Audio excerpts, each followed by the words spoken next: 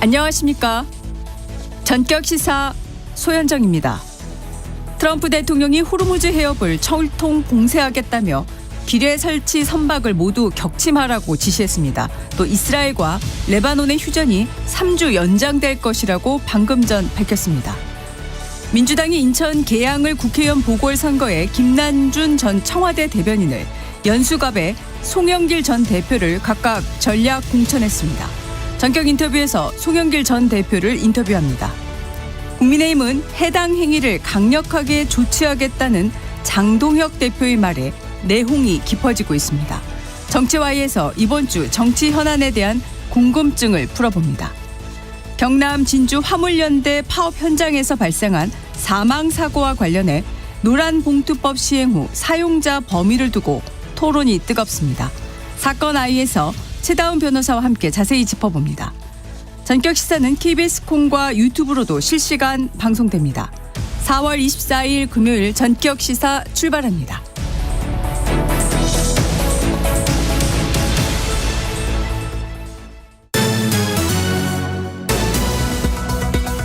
금요일 뉴스 브리핑 시작하겠습니다. 세계일보 이현미 기자 나오셨습니다. 어서 오십시오. 안녕하세요. 네.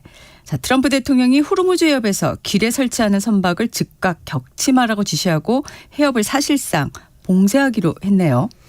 네, 트럼프 대통령은 자신의 SNS인 트루스 소셜에서 나는 미 해군에 호르무즈 해협에 기뢰를 설치하는 모든 선박에 대해 그것이 아무리 소형 선박이라 해도 사격해서 격침하라고 명령했다고 밝혔습니다.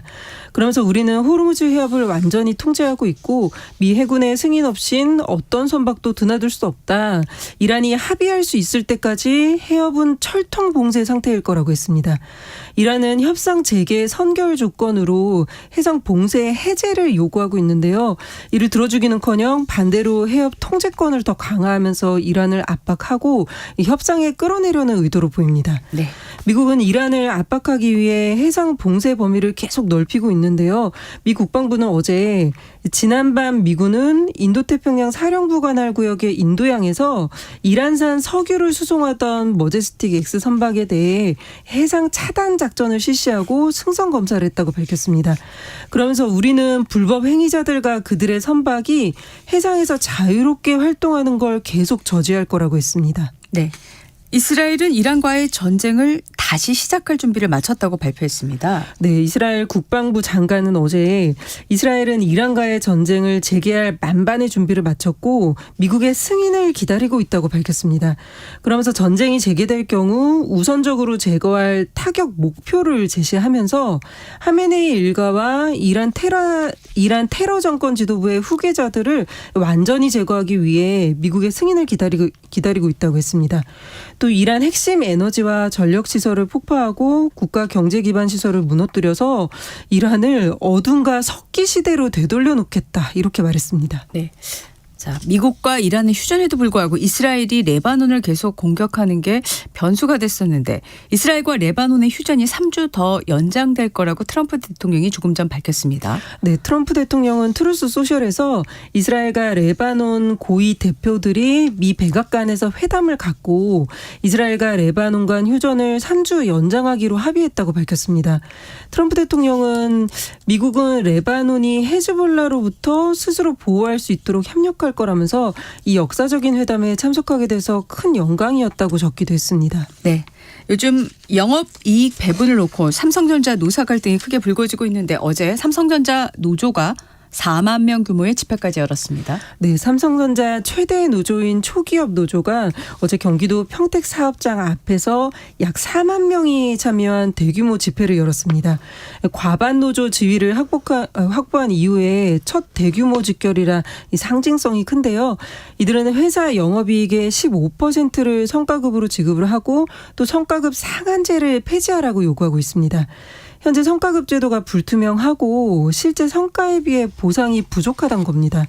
노조는 협상이 결렬될 경우 다음 달 21일부터 18일간 총파업에 돌입하겠다고 요구했습니다. 이게 현실화되면 삼성전자 창립 이래 2024년에 이어서 두 번째 총파업이 이뤄지게 됩니다. 반면에 사측은 성과급은 기본 임금이 아니라 경영 성과에 따른 인센티브이기 때문에 파업 대상이 될 수 없다는 입장이고요.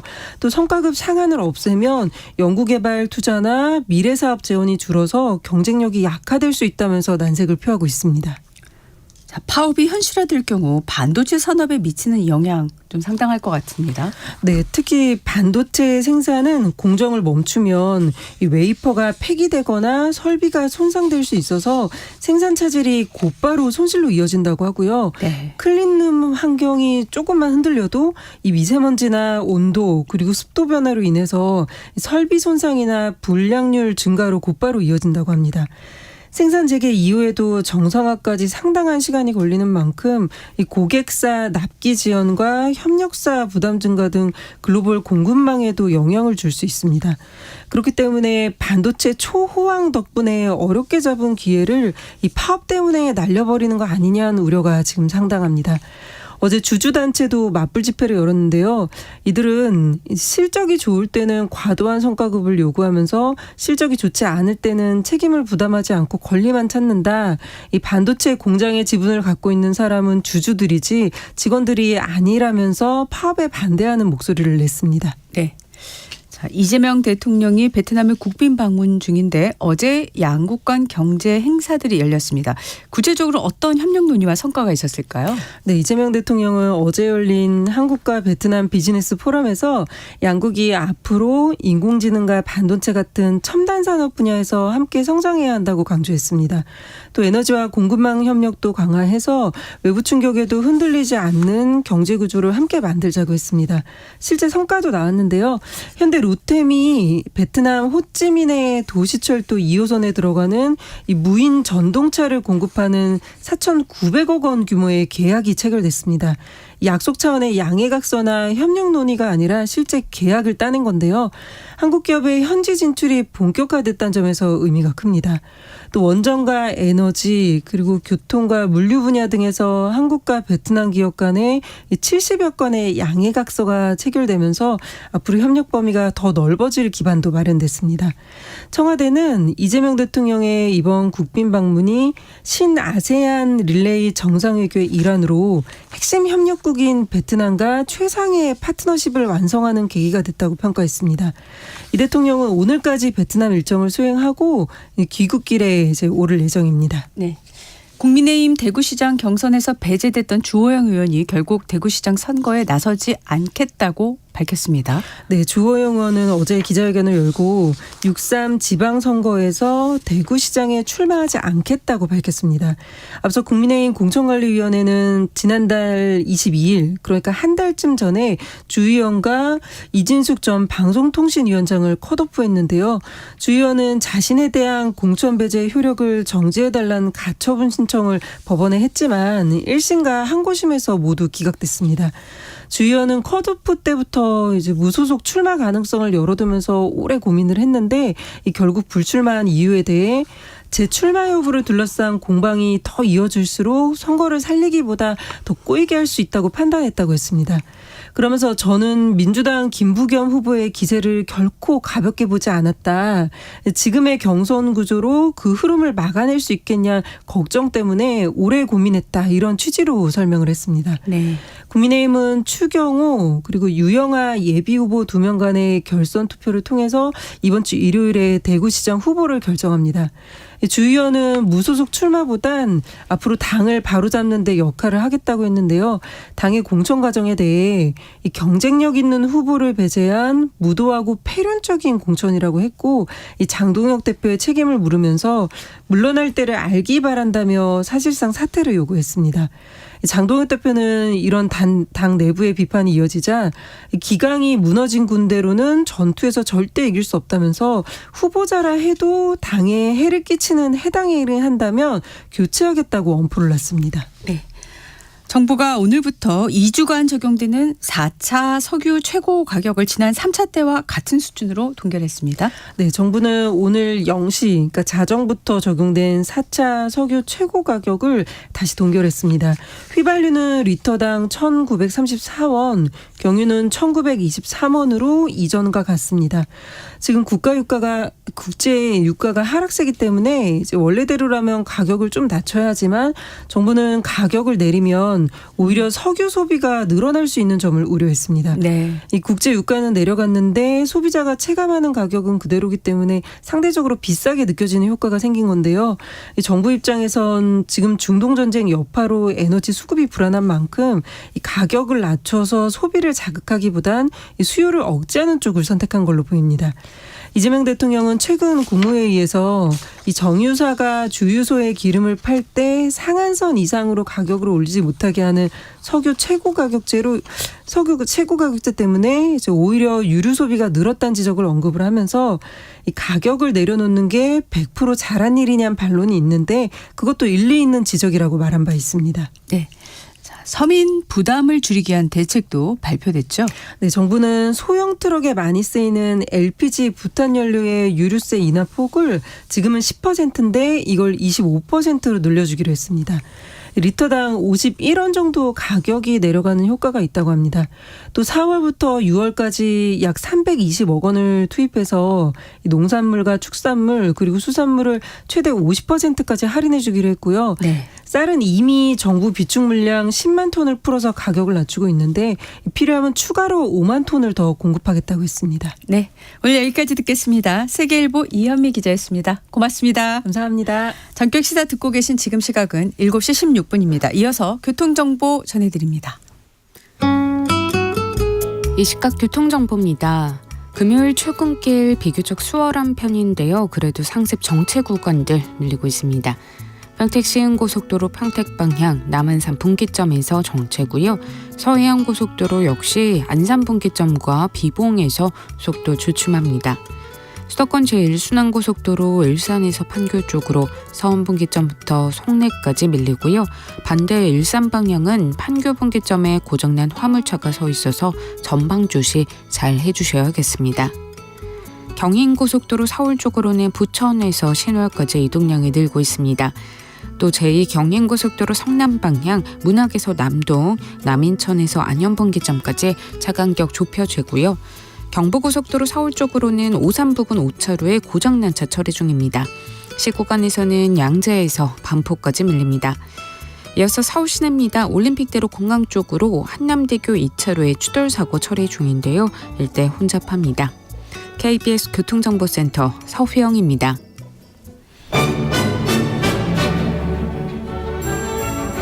실시간 증시 현황과 전망을 발빠르게 전해드립니다. 금요일 이 시각 증시 따라잡기 채슬리 투자자문의 조재한 팀장 스튜디오에 나와 있습니다. 어서 오십시오. 예, 안녕하세요. 네, 미국 시장이 지금 중동 전쟁 관련한 뉴스들로 인해서 좀 흔들리는 모습입니다. 예, 맞습니다. 투자 자산들이 아직은 중동의 지정학적 리스크에 의한 변동성이 발생하고 있는 모습입니다. 이 차이라면 예전처럼 역사적으로 기록될 만한 큰 변동성을 보이는 건 아니고요. 장중에 시장을 흔드는 정도라고 볼 수 있겠습니다. 그동안 미국과의 협상을 주장해온 갈리바프 이란 국회의장이 이란 혁명수비대에 의해서 협상단에서 빠졌다는 뉴스가 있었고요. 네. 그로 인해서 유가가 좀 오르면서 위험자산군에 좀 부정적인 영향을 미쳤습니다. 예. 그리고 그와 함께 테헤란의 방공망이 어제에 이어서 오늘도 경고가 울렸다는 뉴스가 이어지면서 투자자들의 심리가 좀 흔들렸고 변동성이 확대되었습니다. 네. 지금 오늘 뉴욕 증시 3대 지수 모두 하락 마감했죠. 예, 전반적인 하락세를 보였습니다. S&P 500은 장중에 최대 1.3% 하락하기는 했는데요. 낙폭을 일부 회복하면서 0.4%로 하락 마감했습니다. 다우와 중소형주 지수인 러셀 2000도 0.4% 하락, 나스닥은 0.9% 하락을 했는데요. 그런데 필라델피아 반도체 지수는 1.7% 오르면서 역사적인 17일째 연속 상승을 기록하고 있습니다. 미 증시에서 반도체주가 정말 이번 달 들어서 독보적으로 상승세를 보이고 있어요. 예, 맞습니다. 이번 달에만 29.7%가 오른 건데요. 연초부터 보면 42.3%의 상승세입니다. 오늘은 특히 텍사스 인스트루먼트가 긍정적인 가이던스를 제시하면서 반도체주 전반에 영향을 미쳤습니다. 네. 텍사스 인스트루먼트 같은 경우는 오늘 하루에만 19.4% 오른 282달러를 기록을 했습니다. 소프트웨어와는 좀 다르게 반도체는 실제 수요가 확인이 되는 영역이고요. 네. AI 투자 사이클에서 하드웨어 쪽이 먼저 돈을 버는 구조가 나타나고 있습니다. 네. 자, 그럼 소프트웨어 쪽은 아직 수익성이 확인되지 않았다는 이야기일까요? 예, 소프트웨어주는 AI 관련 우려로 약세를 보였는데요. 네. IBM이랑 서비스나우의 실적이 기대를 충족시키지 못하면서 AI 투자 대비 수익성에 대한 의문이 제기되었습니다. AI 투자 확대를 위해서 비용은 늘리고 있어서 단기 수익성이 압박을 받고 있는 건데요. 네. 아직 이런 소프트웨어 기술주는 AI에 대한 기대에서 검증 단계로 전환하고 있는 중입니다. 네. 빅테크 기업들의 전략에 변화가 있을까요? 예, 메타 마이크로소프트가 비용 절감을 위해서 인력 구조 조정을 진행 중입니다. 이 앞서 말씀드린 AI 투자 확대에 따른 비용 부담을 상쇄하기 위한 조치인데요. 빅테크들은 지금 성장과 효율성을 동시에 추구하는 단계에 들어왔습니다. 이런 움직임이 시장에 한 두 가지 정도 신호를 주게 됩니다. 예. 하나는 비용을 통제하고 있다는 긍정적인 메시지고요. 다른 하나는 성장 둔화에 대한 우려입니다. 지금 빅테크들은 확장해서 좀 최적화 국면으로 이동 중이라고 생각하면 될 것 같습니다. 네. 테슬라는 실적을 발표한 후에 큰 폭으로 하락을 했습니다. 예, 실적 자체는 좋았는데요. 투자 확대 계획이 더 크게 부각이 된 모양새입니다. 시장은 단기적인 이익보다는 미래의 비용 증가를 더 크게 반영을 한 겁니다. 네. 이 고성장주에서 나타나는 패턴인데요. 금리가 높은 환경에서는 미래에 대한 투자 확대가 할인 요인이 될 수 있습니다. 아. 예, 이번 테슬라의 하락은 성장주 할인 구조의 사례라고 할 수 있겠습니다. 네. 자, 그런데도 불구하고 시장에서 왜 여전히 견조하다 이런 평가를 내릴까요? 예, 변동성이 커졌음에도 불구하고 시장이 비교적 안정적인데요. 네. 투자자들이 이제는 지정학적 리스크가 단기적일 거라고 믿고 있기 때문입니다. 네. 게다가 실적이 매우 강해서 하방이 제한되고 있기도 하고요. 일부 지표에서는 이미 과매도 구간에 진입했다 이렇게 볼 수도 있겠습니다. 지금 시장은 불안하기는 하지만 무너지지 않고 버티고 있는 상태입니다. 네. 자, 기업 관련 뉴스들은 미 증시에 어떤 영향을 주고 있을까요? 네, 여러 가지 기업 뉴스들이 경기 흐름을 좀 보여주는데요. 아멕스 같은 경우는 여행 소비 둔화를 언급했는데요. 소비 둔화가 나타날 때 필수적인 요소가 아닌 여행 수요가 먼저 빠지기 때문에 소비 둔화의 시작으로 볼 수 있습니다. 허니웰 같은 경우는 중동 전쟁으로 매출 타격을 받았는데 이렇게 지정 리스크가 실물 경제에 영향을 주기 시작한 결과들이 보이기 시작하고 있습니다.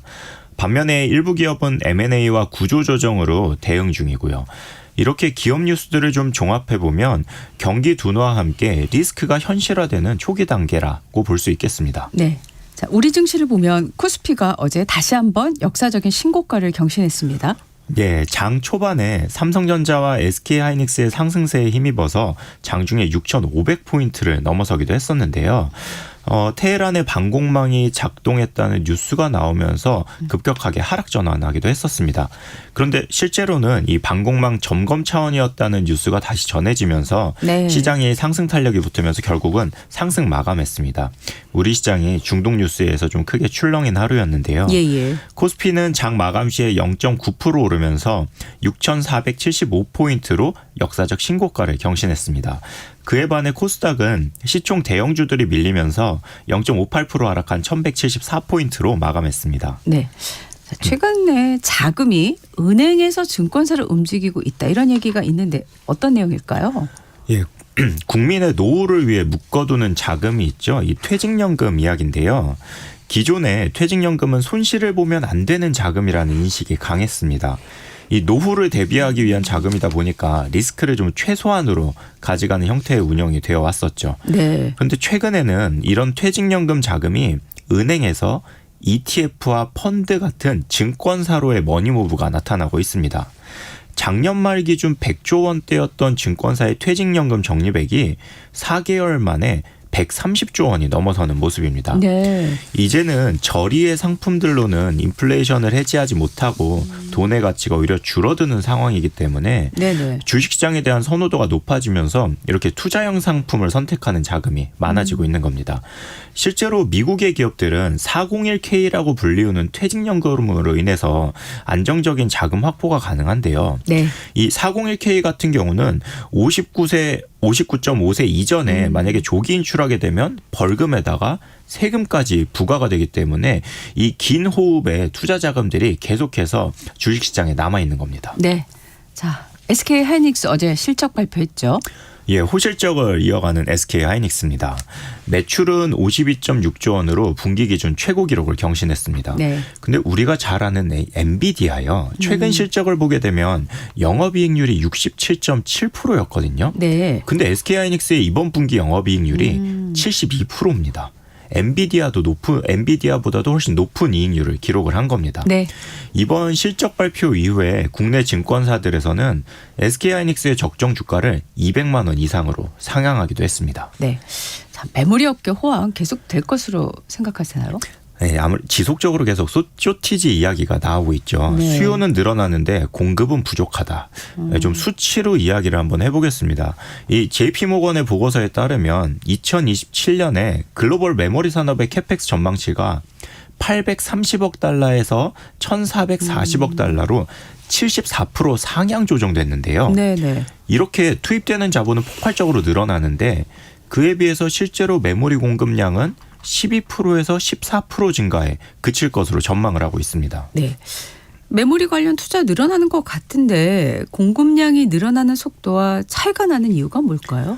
예, 이게 알기 쉽게 정리를 하자면 돈을 들인다고 공장이 바로 세워지고 물건을 생산할 수 있는 게 아니니까요. 네. 이런 공급 부족이 앞으로 한 3년간 지속된다고 전망을 하고 있습니다. 그리고 지금 반도체 쪽은 제조 공정이 점점 복잡해지면서 제조 단계가 늘어난 부분도 있고요. 최근에 메모리 3사들이 HBM 수요가 폭발하면서 이 수익성이 높은 HBM의 생산 비중을 늘리고 있는데요. 네. HBM이 일반 D램보다 칩 면적이 커서 웨이퍼당 생산 효율이 떨어지는 부분이 또 있습니다. 게다가 과거와 달리 공정이 복잡해지면서 공장 같은 기초 인프라 건설 주기가 과거보다 길어진 영향도 있고요. 네. 최근에 삼성전자 그리고 SK 하이닉스 관련한 뉴스들이 있는데 앞으로 어떤 뉴스들을 좀 주목해 봐야 할까요? 예, 단기적으로 보자면 삼성전자는 노사 협상이 관심사가 될 겁니다. 예. 이 숙련된 인력들이 잠시 빠져나가서 대직을 한다고 해도 수율의 문제가 발생할 수도 있고요. 네. 그리고 노동집약적인 모듈 패키징이나 출하 단계에서는 지연이 발생할 수 있으니까요. 그리고 SK하이닉스는 아무래도 미국 상장 관련된 부분이 특별한 이슈 없이 진행이 되느냐 이게 좀 중요한 부분으로 보입니다. 네. 자, 잠시 뒤에 열리는 오늘 주식시장 흐름 좀 짚어주시죠. 예, 코스피 야간 선물은 0.92%로 소폭 하락하면서 끝났습니다. 오늘 코스피의 시초가는 6,400포인트 초반에서 시작할 가능성이 높겠습니다. 네. 다만 다시 시작된 중동발 뉴스들로 인해서 주말을 시작하기 전에 오늘 시장은 관망세 속에서 하루를 보낼 것으로 보입니다.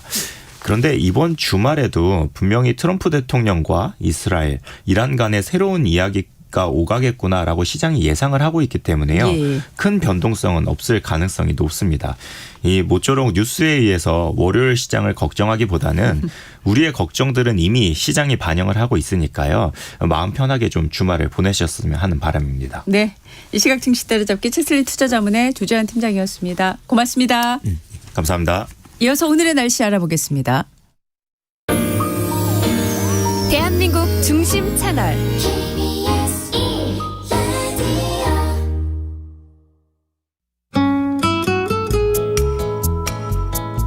네, 오늘의 날씨 스튜디오에 나와 있는 이슬아 기상캐스터와 함께 알아보겠습니다. 어서 오십시오. 네, 안녕하세요. 이번 주는 정말 뭐 더웠다 추웠다 네. 그리고 이게 하루에도 막 오락가락하니까요. 그런데 오늘은 서울이 한낮에 다소 덥게까지 느껴진다고요? 네, 오늘 한낮에는 서울이 26도, 춘천과 원주가 24, 대전과 전주가 25도로 서쪽 지역은 초여름의 기준인 25도 안팎까지 올라가 다소 덥게 느껴지겠습니다. 네. 이 동풍이 태백산맥을 넘으며 고온 건조해지는 페니 현상 때문인데요. 네네. 이 반대로 속초는 15도, 울진 16도 등 동해안 지방은 15도 안팎에 머물러 이 상대적으로 선선하겠습니다. 네.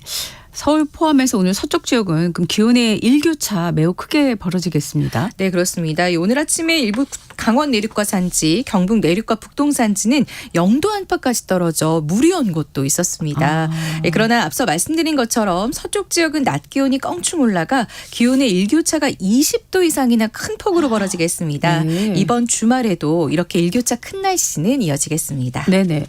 자, 건조특보는 더 확대 발효된다고요? 네, 강원도와 경북 북부 지역에 이어 서울을 비롯한 중부 내륙 지역에도 이 건조특보가 내려졌습니다. 네네. 그 밖에 중부지방과 남부 내륙도 대기가 건조해지고 있어 앞으로 건조특보는 더 확대될 가능성이 있습니다.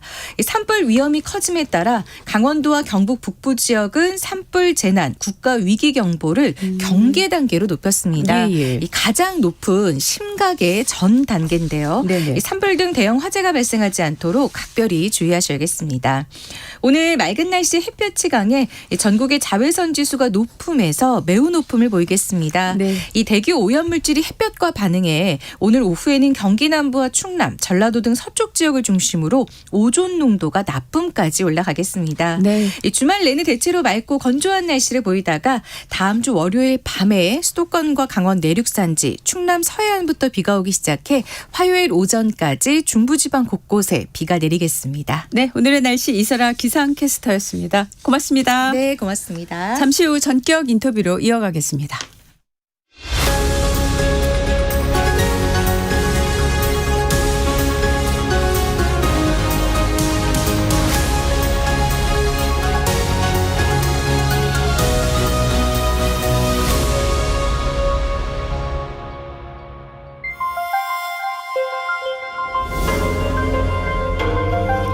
KBS 1라디오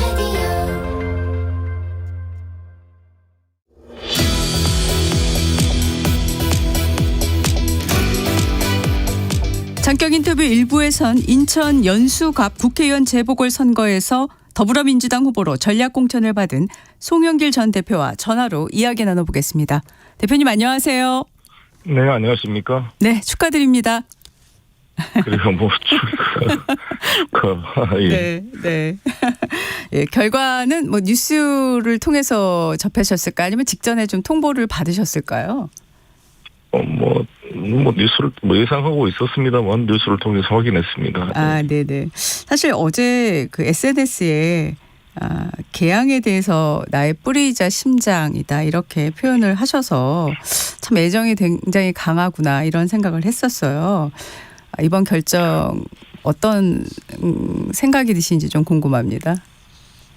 네, 저는 고향이 원래 전남 공이고 광주에서 초중고를 나왔습니다만 학생운동화가 나와서 노동자로 살겠다고 인천에 85년도에 내려왔는데 그때부터 개항에 거의 40년을 살았으니까요. 네. 그 부족한 저를 국회의원을 5번 해주고 또 이재명 대통령을 지켜준 곳이어서 네.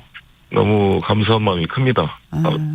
그런데 다행히 제가 이제 인천에 공천을 받게 됐으니까 네. 개항 현안 문제도 잘 챙기겠다는 생각을 하게 됩니다. 예. 네. 오늘 그 정청래 대표와 행보에 대한 그 보도가 있더라고요. 그런데 개항에도 인사를 가시고 또 연수갑도 가시고 그렇게 하시더라고요. 예. 네, 아무래도 두 군데 보궐선거가 있으니까 거기를 염두에 두고 그렇게 일정을 만든 것 같습니다. 네. 자, 그 당에서 당 전략위원회에서 승리를 이끌 안성 맞춤형 후보들이라고 어제 그렇게 얘기를 했는데, 자, 연수갑의 승리를 하기 위해서 어떻게 접근을 하실 생각이신지 좀 궁금합니다. 일단 오늘은 제가 계양구를 다니면서 계양구 주민들에 대한 감사의 그런 시간을 가지려고 합니다. 내일부터 본격적으로 이제 연수갑에 이사도 해야 되고, 네. 거기 사무실도 만들고 준비를 하도록 하겠습니다. 네. 준비를 하시려면 상당히 이제 바쁜 시간을 보내셔야 될 텐데, 지금 사실 인천에 대한 애정, 계영에 대한 애정 굉장히 남다르다는 거를 말씀으로 충분히 느껴지는데, 국민의힘의 후보가 누가 될지는 아직은 잘 모르겠습니다만은 대표님께서 연수갑 유권자들에게 어떤 부분을 좀 어필을 하실 생각이신지 궁금합니다. 일단 연수구를 3선 후보로 활동해 오신 박찬대 의원님과 긴밀히 상의하고요. 시속 100km 고정형 네. 이동식 그 준비해 오신 박남춘 전 시장님에게도 위로의 전화를 드렸습니다. 거기 또 고남석 네. 시당위원장님, 정지열 지금 연수구청장 후보님과 다 잘 소통을 했고요. 네네. 지금 연수의 현안 문제는 제가 인천시장 때부터 잘 파악하고 있는 사안들이어서 네. 하나하나 잘 챙겨보도록 하겠습니다. 네네. 자, 연수의 현안도 현안이지만은 이제 국회에 재입성하게 될 경우에 대한 계획도 지금 또 생각을 하고 계실 것 같아요. 어떤 네. 계획을 갖고 계실까요? 제가 이제 국회로 돌아오겠다고 말씀드렸던 것은 지금 이재명 대통령께서 정말 고군분투하고 있다고 생각합니다. 그게 조금이나 좀 힘이 돼야 되겠다. 이 중요한 시기에 국회로 복귀해서 대통령의 국정 수행을 잘 뒷받침해야겠다 이런 생각이 강합니다. 그래서 네. 그 돌아오게 되면 대통령과 긴밀히 협력할 수 있는 방안을 찾도록 하겠습니다. 네. 당내에서도 어떤 하고자 하는 그런 역할에 대한 생각도 있으실 것 같습니다. 어떻습니까? 주행하세요. 죄송합니다. 네, 당내에서의 역할은 네. 또 어떤 네. 준비, 계획을 갖고 계신지 궁금합니다. 예, 당내에서는 일단 제가 당선돼서 들어와서 여러 의원님들과 상의하도록 하겠습니다. 네. 네, 알겠습니다. 네. 국민의힘 같은 경우에는 앞서 말씀을 드렸지만 아직 공천 윤곽이 나오지 않고 있는데 일각에서는 황우여 전 비대위원장 차출론이 언급이 되고 있는데 어떻게 생각하십니까? 무슨 비대위원장이요? 네, 황우여 전 비대위원장을 말씀드렸습니다. 네. 글쎄요. 훌륭하신 분인데 그분이 그걸 또 맡으실지 너무 어르신을 그냥 이렇게 고생을 시키려는 거 아닌가 이런 생각이 듭니다. 남의 당 사정이나 제가 자세히 말씀드린 그런 것 같습니다. 네. 마무리 의원님은 저하고도 잘 아시는 분이고 또 우리 네. 인천에서 네네. 또 연수구 그쪽에서도 계속 활동하셨던 분이라 네네. 저하고도 인연이 깊습니다. 예. 네. 지금 대표님 혹시 지금 차량 운행 중이실까요? 예, 전화 죄송합니다. 상태가 네. 오늘 최고위원회 이제 연수구 하는데 그러시군요. 참석해달라 해서 급히 지금 내려가는 중이라 죄송합니다. 예. 상황이. 네, 청취자 여러분 지금 전화 연결 상태가 일부 고르지 않아도 좀 양해 부탁드리겠습니다. 네. 자, 제가 아까 당내 이제 역할에 대한 질문을 하게 된 이유 중에 하나가 8월에 또 전당대회가 있지 않습니까?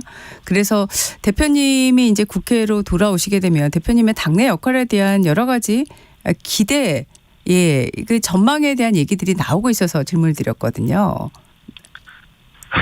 아직은 그런 말씀 드리기는 이런 게 아닌가 생각이 들고요. 네. 지금은 이 연수갑이 우리 인천 지역 민주당 지지도가 가장 낮은 곳입니다. 네. 그만큼 쉽지가 않습니다. 제가 연수 을은 이제 송도 신도시가 있어서 네. 많은 젊은 분들이 그쪽으로 옮겨서 민주당 지지 성향이 연수 을이 더 좋아졌고요. 연수구는 이제 고령화되고 많이 이제 구도심이 있다 보니까 송도 신도시에 이렇게 사람과 이런 회사들이 빠져나가는 것에 대한 피해의식도 있고 그래서 여러 가지 세심한 배려와 대책이 필요한 지역이어서 네. 일단 제가 이제 선거 한 달 조금밖에 안 남았는데 우리 연수구 현안 문제에 집중하는 겸손한 자세가 필요하다고 봅니다. 지금부터 당내 이후 이야기를 한다는 것은 좀 이른 게 아닌가 이렇게 생각합니다. 네, 알겠습니다. 네. 자, 어제 이제 개항을 연수갑 이제 전략 공천 발표가 났는데 또 관심사 중에 하나가 사실 김용 전 부원장 공천과 관련된 부분인데요. 네. 대표님은 어떻게 생각하십니까? 공천이 김용 전 부원장 해야 된다고 네. 생각하십니까? 사실 저도 김용 부원장과 저는 같은 이제 동병상련으로 이 윤석열의 정치검찰의 피해를 받은 사람이라고 봅니다. 저도 변호사로서 네.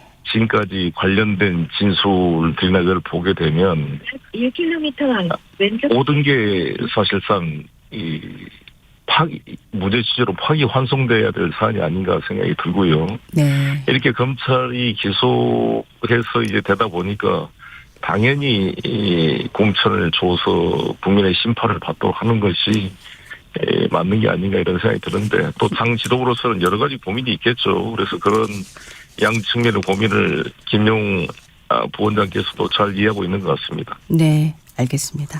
어제 이제 여론조사 하나 공개돼서 주목을 끌어서 제가 하나 소개를 하고 질문을 하겠습니다. 엠브레인 퍼블릭, K스탯 리서치, 코리아 리서치, 한국 리서치가 20일부터 22일까지 만 18세 이상 성인 1,005명을 대상으로 진행한 전국 지표조사 결과인데 정당 지지율에서 민주당이 48%, 국민의힘은 15%로 나타났습니다. 이게 휴대전화 가상 번호를 이용한 전화 면접 조사고 자세한 내용은 중앙선거 여론조사심의위원회 홈페이지를 참고하시면 되는데 국민의힘이 15%예요. 이게 사상 최저치다라는 분석들을 내놓고 있는데 이 여론조사 결과 혹시 접하셨을까요? 네, 저도 보았습니다. 근데 저는 이제 참 마음이 아픈데 네. 저는 야당이 지도가 이렇게 무너진 것에 대해서 기쁜 마음보다는 걱정스러운 마음이 큽니다. 민주주의는 견제와 균형인데 건전한 야당이 있어야 건강한 여당이 서로 될 수가 있거든요. 왜냐하면 모든 게 다 완벽하지는 않잖아요. 부족한 점이 있기 때문에 상호 토론을 통해 보완 발전해 가는 것이 민주주의의 원리인데 왜 야당이 15%까지 떨어지게 됐느냐. 이것은 장동혁 체제가 가지고 있는 근본적인 문제입니다. 네. 이 모든 국민이 동의했고 헌법재판소가 8대 0으로 정리한 이 내란 사태에 대해서 끊임없이 윤 어게인을 외치고 그것은 개몽령이라고 했고 뭐 단절했다 하지만 그냥 뒤로는 다시 전환길 이런 분들하고 내통을 하고 그러니 이 정당이 과연 정상적인 정당인가에 대한 의구심이 큰 겁니다. 네. 합리적 보수가 또 떠나가고 제가 대구에 가서 김부겸 후보님을 만나 뵙고 왔는데 주변 그쪽 국민의힘 쪽에 계신 분들도 제가 만났어요. 만났더니 이번에 김부겸 후보가 이기는 것도 적당히 이긴 게 아니라 10% 이상으로 압도적으로 이길 것이다라고 단언을 하더라고요. 네. 대구가 이렇게 된 겁니다. 이거를 보고도 반성을 하고 변화를 하지 않는다면 저는 국민의힘은 미래가 없다. 그래서 아마 이번에 보수적인 분들이 네. 국민의힘을 사랑하는 분들조차도 이번에 이것을 무너뜨려야 새로운 보수가 탄생할 수가 있다. 적당히 얼버무려서는 안 된다 이런 생각이 강한 것 같고 네네. 저는 최소한 국민의힘이 제대로 된 그래도 기본 성과를 내려면 즉각 장동혁 체제를 폐지시키고 참신한 인물을 영입해서 비대위 체제로 가야 된다. 우리 민주당이 옛날에 어려울 때 문재인 대표께서 뒤로 물러나고 김종인 비대위원장을 해서 그때 우리가 거의 한석차인가요? 거의 일당을 했거든요 그때. 네. 근데 그런 것도 변화가 안 돼서 과연 자기 자정 능력이 상실된 정당이 아닌가 이런 평가를 받고 있는 것이 이번에 15% 지지로 나타난 게 아닌가 생각합니다. 네. 대표님이 언급해 주신 그 대구시장 선거 흐름과 관련된 네. 내용은 저는 이제 처음 들어서 그 정도까지 네. 대구 유권자들의 민심이 지금 그렇게 가고 있나는 좀 놀랐습니다. 네. 예, 제가 들어보니까 예를 들어 추경호 의원 같은 분이나 다른 분들 나오면 그동안 윤석열 정권 2년 반 동안 자기도 집권당이었고 추경호 의원님도 경제부총리였고 네. 뭐 내란에 참여했다 이러한 걸 떠나서 추경호 의원이 만약에 나온다 그러면 당신 부총리 때 뭐 했습니까? 대구 KT 공항 의성으로 이전한 거 지금 보상도 하나도 안 되고 있고 하나도 진행이 안 되고 있거든요. 홍준표 의원이 오죽하면 그렇게 이야기하겠어요. 당신들 다 뭐 했냐 대구를 위해서. 이런 이제 반론에 대해서 답을 할 수가 없어요. 오로지 지역 감정에 그냥 무슨 윤 어게인. 그래서 제가 대구에 가서 지금 대구 경북에 필요한 것은 우리 민주당 역사상 대구 경북 출신 대통령을 만든 것은 전무후무한 일일 것이다. 경북 출신 이재명 대통령 시대에서 류 이재명으로 갈 것이냐. 다시 윤 어게인으로 가서 퇴형적 지역주의에 갇힐 것이냐. 대구 경북의 미래가 달려있다. 이 점을 제가 강조하고 왔습니다. 네, 알겠습니다. 지금 국민의힘의 경우에는 선거를 앞두고 그 조작기소 국정조사 특위에서 네. 오갔던 공방들 이 중에 네. 가장 지금 많이 언급하고 있는 게 이게 결국 이 대통령의 공소 취소를 위한 걸로 갈 거다. 이렇게 이 부분을 상당히 비판을 하면서 부각을 시키고 있는 그런 모양새를 보이고 있거든요. 어떻게 생각하십니까? 저는 당연히 공소 취소해야 될 사안입니다. 정말 이 모든 게 드러나고 있지 않습니까? 이게 정말 어떻게 그 제1야당 대표를 이렇게 딸딸 말아서 그 기소했는가. 그리고 그 김성태 그분의 이번에 추가 기소가 공소 기각이 됐어요. 왜냐하면 동일 사안에 대해서 이미 처리가 기소된 사안을 다시 이재명 대통령을 얼건너기 위해서 추가로 기소했던 것이 공소 기각이 됐거든요. 네. 법원에 의해서. 예. 그런 걸 보더라도 너무 무리한 기소였다 이게 드러난 게 아닌가 생각합니다. 네. 그러면 지금 당에서 조작기소 특검을 추진을 하려고 하는데 찬성하시는 입장이시겠네요. 그 문제는 제가 아무래도 원내에 들어가서 밖에서 듣는 것과 내부에서 그 진행 과정을 다 파악하고 판단하도록 하겠습니다. 네, 알겠습니다. 최근에 이제 미국을 다녀오셔가지고 관련할 질문을 좀 드리겠습니다. 네. 지금 그 장동혁 대표가 미국을 다녀와서 여러 가지 얘기들이 이제 나오고 있는데 일단은 그 미국의 어떤 주요 인사들을 누구를 만났느냐. 공개해야 된다. 어떤 내용을 나누느냐 공개해야 된다. 이제 이런 얘기들이 있는데 장 대표가 여러 가지 보안상의 이유로 많은 부분을 공개하지는 않고 있는 상황인데 최근에 오늘 지금 나온 보도를 보면 뭐 국무부 차관보와 만났다면서 공개한 사진 속 인물이 사실은 그 담당 차관보의 비서실장으로 확인됐다. 이런 보도가 나왔어요. 그 제1야당 대표의 이 방미의 이 내용들 어떻게 보셨습니까? 남의 당 대표 외교활동인데 제가 언급하긴 그렇습니다만 좀 저는 의아심이 있었던 것이 저도 국무부를 방문했고 상무부를 방문했는데 네. 저도 그동안 대통령이다 하면서 국무부를 미 국무부를 서너 차례 이상 방문한 것 같은데 방문할 때마다 핸드폰을 맡기고 들어가서 사진을 찍을 수가 없습니다. 네. 뒤통수도 못 찍습니다. 근데 어떻게 사진을 찍었다는 건지 저는 이해가 안 되고 사적인 장소에 만난 것이 아닌 이상 네네. 국무부 안에서는 모든 사진 촬영이 금지돼 있다라는 말씀을 드리겠습니다. 예, 알겠습니다. 지금 이제 그 제가 요 얘기를 꺼낸 이유 중에 하나는 지금 한미 관계의 기류가 심상치 않다. 장동혁 대표는 그런 취지로 미국에서 돌아온 후에 계속 얘기를 했거든요.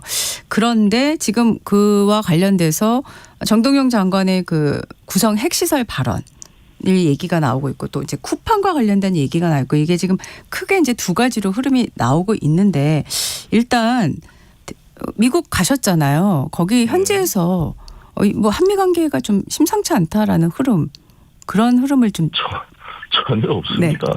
네. 제가 미국 여야 국회의원을 다 만났잖아요. 브래드 셔먼 의원도 만났고 에리스 맥도웰 트럼프 측근 의원도 만나고 또 솔직히 보면 미 정보국장도 만났습니다만 만날 때마다 하는 이야기는 뭐냐면 우리 대한민국은 민주당이든 국민의힘이든 보수 진보를 넘어서 한미동맹의 중요성에 대해서 모두가 동의하고 있고 공감하고 있다. 단지 방법의 차이가 있는데 예를 들어서 트럼프 대통령이 이 블라디미르 푸틴 러시아 대통령과 친하게 소통을 하고 또 김정은 위원장과는 사랑에 빠졌다고 말할 정도로 서신으로 긴밀하게 소통을 했습니다. 이것을 가지고 미국 민주당이 트럼프 대통령은 푸틴의 스파이다.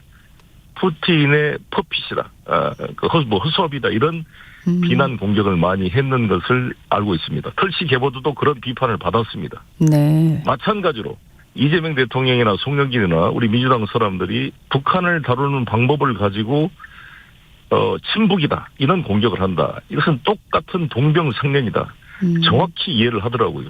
미국 국회의원들이나 정보국장이나. 네. 따라서 일부 우리나라의 극우 세력이 우리 이재명 정부를 이런 식으로 폄하하는 것에 대해서는 절대 흔들리면 안 된다. 우리 한미 관계는 민주당이든 국민의힘이든 중요성을 다 인정하고 있고 특히 저 같은 경우는 한미 FTA를 일관되게 주장한 사람이었고 네. 인천의 메가가다 동상을 철거하자는 일부 시민단체 주장에 대해서 저는 끝까지 반대해서 이거를 지켰던 사람이다.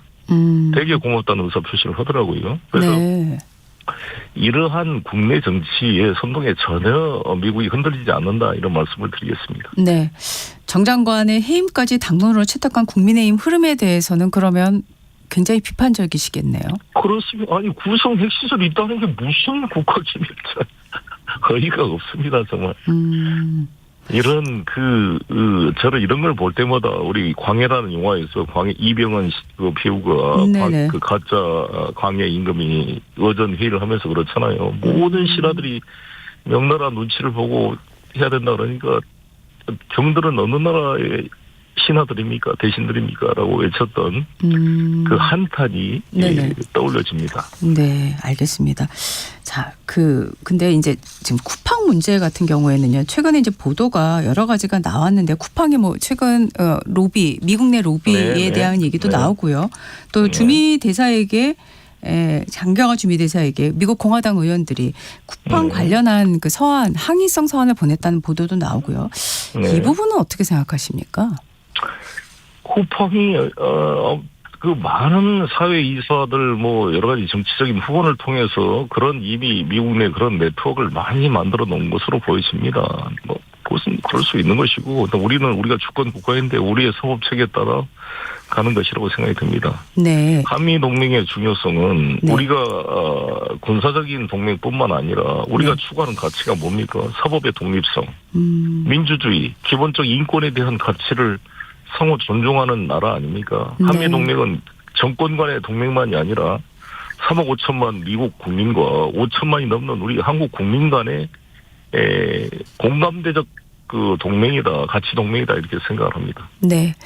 그 어제 이제 외신에서 보도가 됐는데 지금 주한 미군 사령관이 2029년 1분기까지 전차권 전환을 완료하기 위한 로드맵 준비하고 있다. 이런 발언은 이제 공개적으로 하지 않았습니까?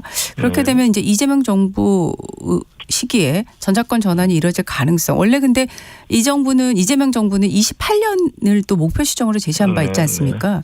이거는 이 이재명 정부 안에 완료가 돼야 된다라고 생각을 하고 계십니까? 제가 국회로 돌아가면 국방위원회로 갈 생각입니다. 네. 제가 국방위원회 가서 잘 챙겨보도록 하겠고요. 예. 이번에 제가 메릴 스트링랜드 그 미 하원의원을 만나러 있고 왔는데 그분이 우리 한국인 어머니와 미국인 아빠 사이에 태어난 분이잖아요. 예. 이번에 이제 3선에 도전하는데 이분이 지금 주한미 사령관과 아주 절친인 관계입니다. 예. 그래서 제가 국회에 들어가서 국방에 들어가면 주한미군 사령관과도 긴밀히 상의를 해보고 또 헬세스 뭐 국방부 장관 쪽도 잘 상의를 해서 그 방안을 찾아보도록 하겠습니다. 네, 알겠습니다. 당내 질문 하나 드리겠습니다. 지금 그 안호영 의원이 단식 농성을 하다가 이제 후송이 됐지 않습니까? 근데 이현주 최고위원과 강두구 최고위원이 당대표가 현장을 가자는 것에 대해서 강도 높게 좀 비판했는데 어떻게 생각하십니까? 오늘 제가 정청래 대표님한테 지금 공천장을 받으러 가는 길입니다. 여기서 그 말씀은 좀 자제하도록 하겠습니다. 알겠습니다. 오늘 지금 최고위원회를 가고 계시다고 얘기를 하셨는데요. 지금 일정이 어떻게 되실까요? 이제 선거 행보가 궁금합니다. 예. 네, 오늘 이제 공천장을 받고 나서 오후에는 계양구에 가서 우리 계양구 주민들에게 감사 인사를 쭉 드리는 시간을 오늘 가지려고 합니다. 내일부터 연수구에서 이제 국민들에게 인사드리고 활동을 하도록 하겠습니다. 네. 재보궐선거 규모가 상당히 커가지고 이 지방선거 못지않게 관심이 큰데요. 전체적인 판세에 민주당이 다 많은 의석수를 가져갈 걸로 그렇게 예상하십니까? 어떻게 보세요? 네, 그렇게 예상합니다만 항상 우리가 정치라는 것은 민심을 두려워하고 항상 겸손해야 되기 때문에 오만한 순간 국민의 또 견제와 심판을 받습니다. 그래서 저희들이 항상 겸허한 자세로 국민의 목소리에 귀 기울이고 민심 현장에 더 다가가는 행보를 지도부나 저희 후보들이 해야 되지 않을까 이렇게 생각합니다. 네, 알겠습니다. 오늘 말씀 고맙습니다, 대표님. 네, 감사합니다. 네, 지금까지 네. 송영길 전 대표와 인터뷰했습니다. 잠시 후 8시 정치와이로 돌아오겠습니다.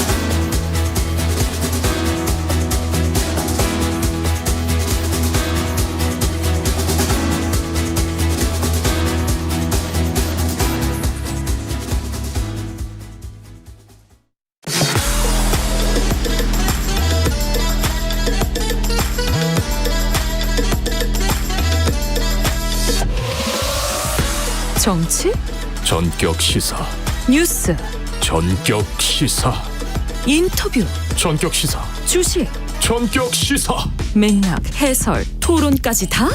모두 다 전격 시사. 꼭 알아야 할 뉴스, 정치 인터뷰, 막 끝난 미국 시장부터 오늘 한국 시장 동향까지. 언제? 월요일부터 금요일 아침 7시 5분. 와, 전격적이네. 전격 시사.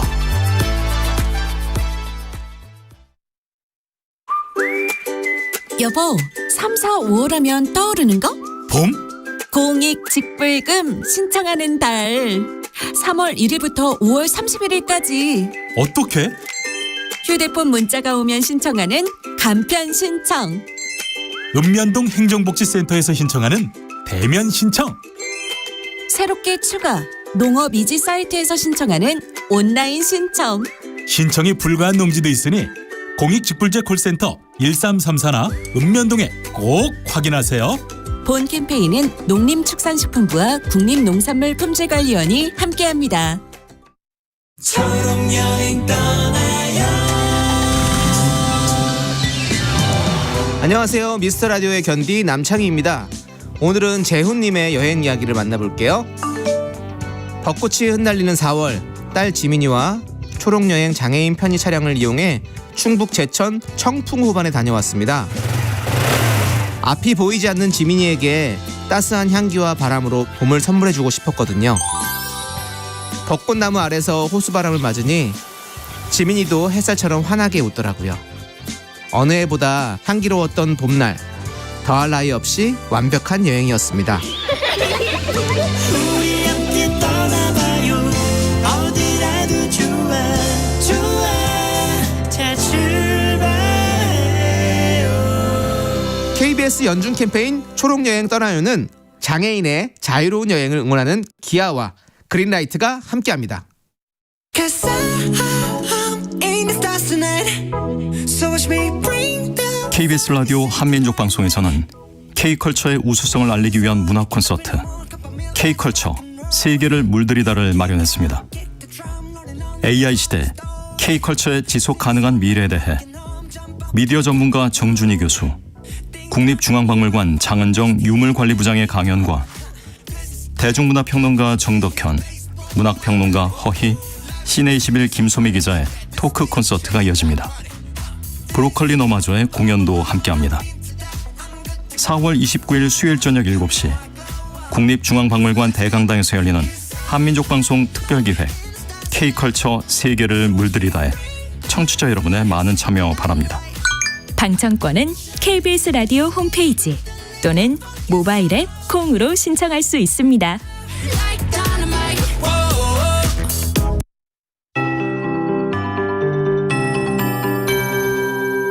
KBS 58분 날씨.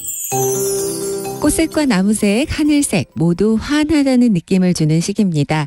오늘도 미세먼지 농도 특이점 없다는 점 다행이고요. 다만 오존 농도가 경기 남부와 충남, 호남을 중심으로 높게 나타나겠습니다. 동풍의 영향으로 동해안 쪽은 선선하겠지만 그 밖에 대다수 지역, 특히 서쪽 지역은 초여름 더위가 다시 찾아오겠습니다. 어제도 평년보다 훨씬 높았는데요. 오늘은 서울이 26도까지 오르겠고 강릉이 상대적으로 낮은 17도, 대전, 전주의 낮 기온 25도 등을 예상하고 있습니다. 내일 서울의 아침 기온 10도, 낮 최고 기온 25도 정도가 되겠는데요. 모레까지 닮은 꼴 날씨가 쭉 이어지겠습니다. 아울러 일교차가 20도까지도 크게 벌어질 수 있어서 각별히 건강관리에 유의하셔야겠습니다. 서울을 포함한 일부 중부 내륙과 강원도, 경북의 대기가 매우 건조한 상태입니다. 이 건조특보는 보다 더 확대될 수도 있겠습니다. 주말 맞아 산행하시는 분들도 계실 텐데요. 산불 및 화재 예방에 신경 쓰셔야겠습니다. 내일까지 제주도를 중심으로 바람이 강하겠고요. 오늘 아침까지는 전남 지역에 안개를 주의하셔야겠습니다. 파도는 남해안 바다와 제주 해상 쪽 높겠습니다. 현재 서울의 기온 13.7도입니다. 강혜종입니다.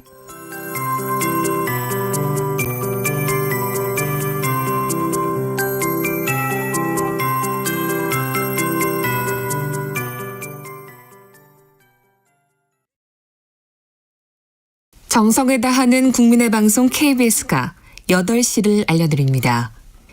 AM 711kHz, FM 97.3MHz, KBS 1라디오입니다. HLKA.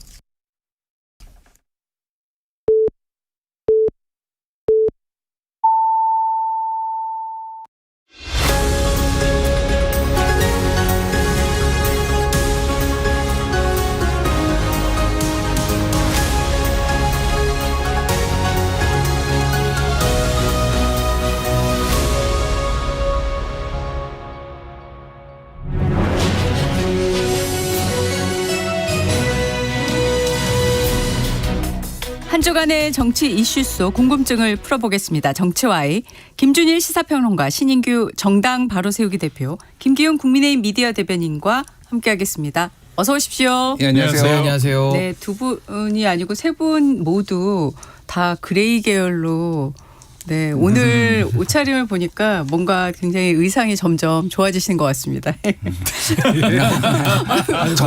정치권은 혼탁한데 옷이라도 잘 입자. 저는 정치권이 혼탁하다고 얘기는 안 했습니다. 근데 어떤 분이 네. 정치학자가 네. 회색이 그러니까 회색이 아름다워야 된다. 회색이 아름다워야지 민주주의다 그런 얘기를 했는데 네. 일종의 이제 그 양극단이 있으니까 이 회색이 중간지대인데 우리가 회색이란 걸 부정적으로 보잖아요. 네. 근데 회색이 아름다워 민주주의다 그 말이 되게 와닿더라고요. 네. 꼭 그것 때문은 아닌데.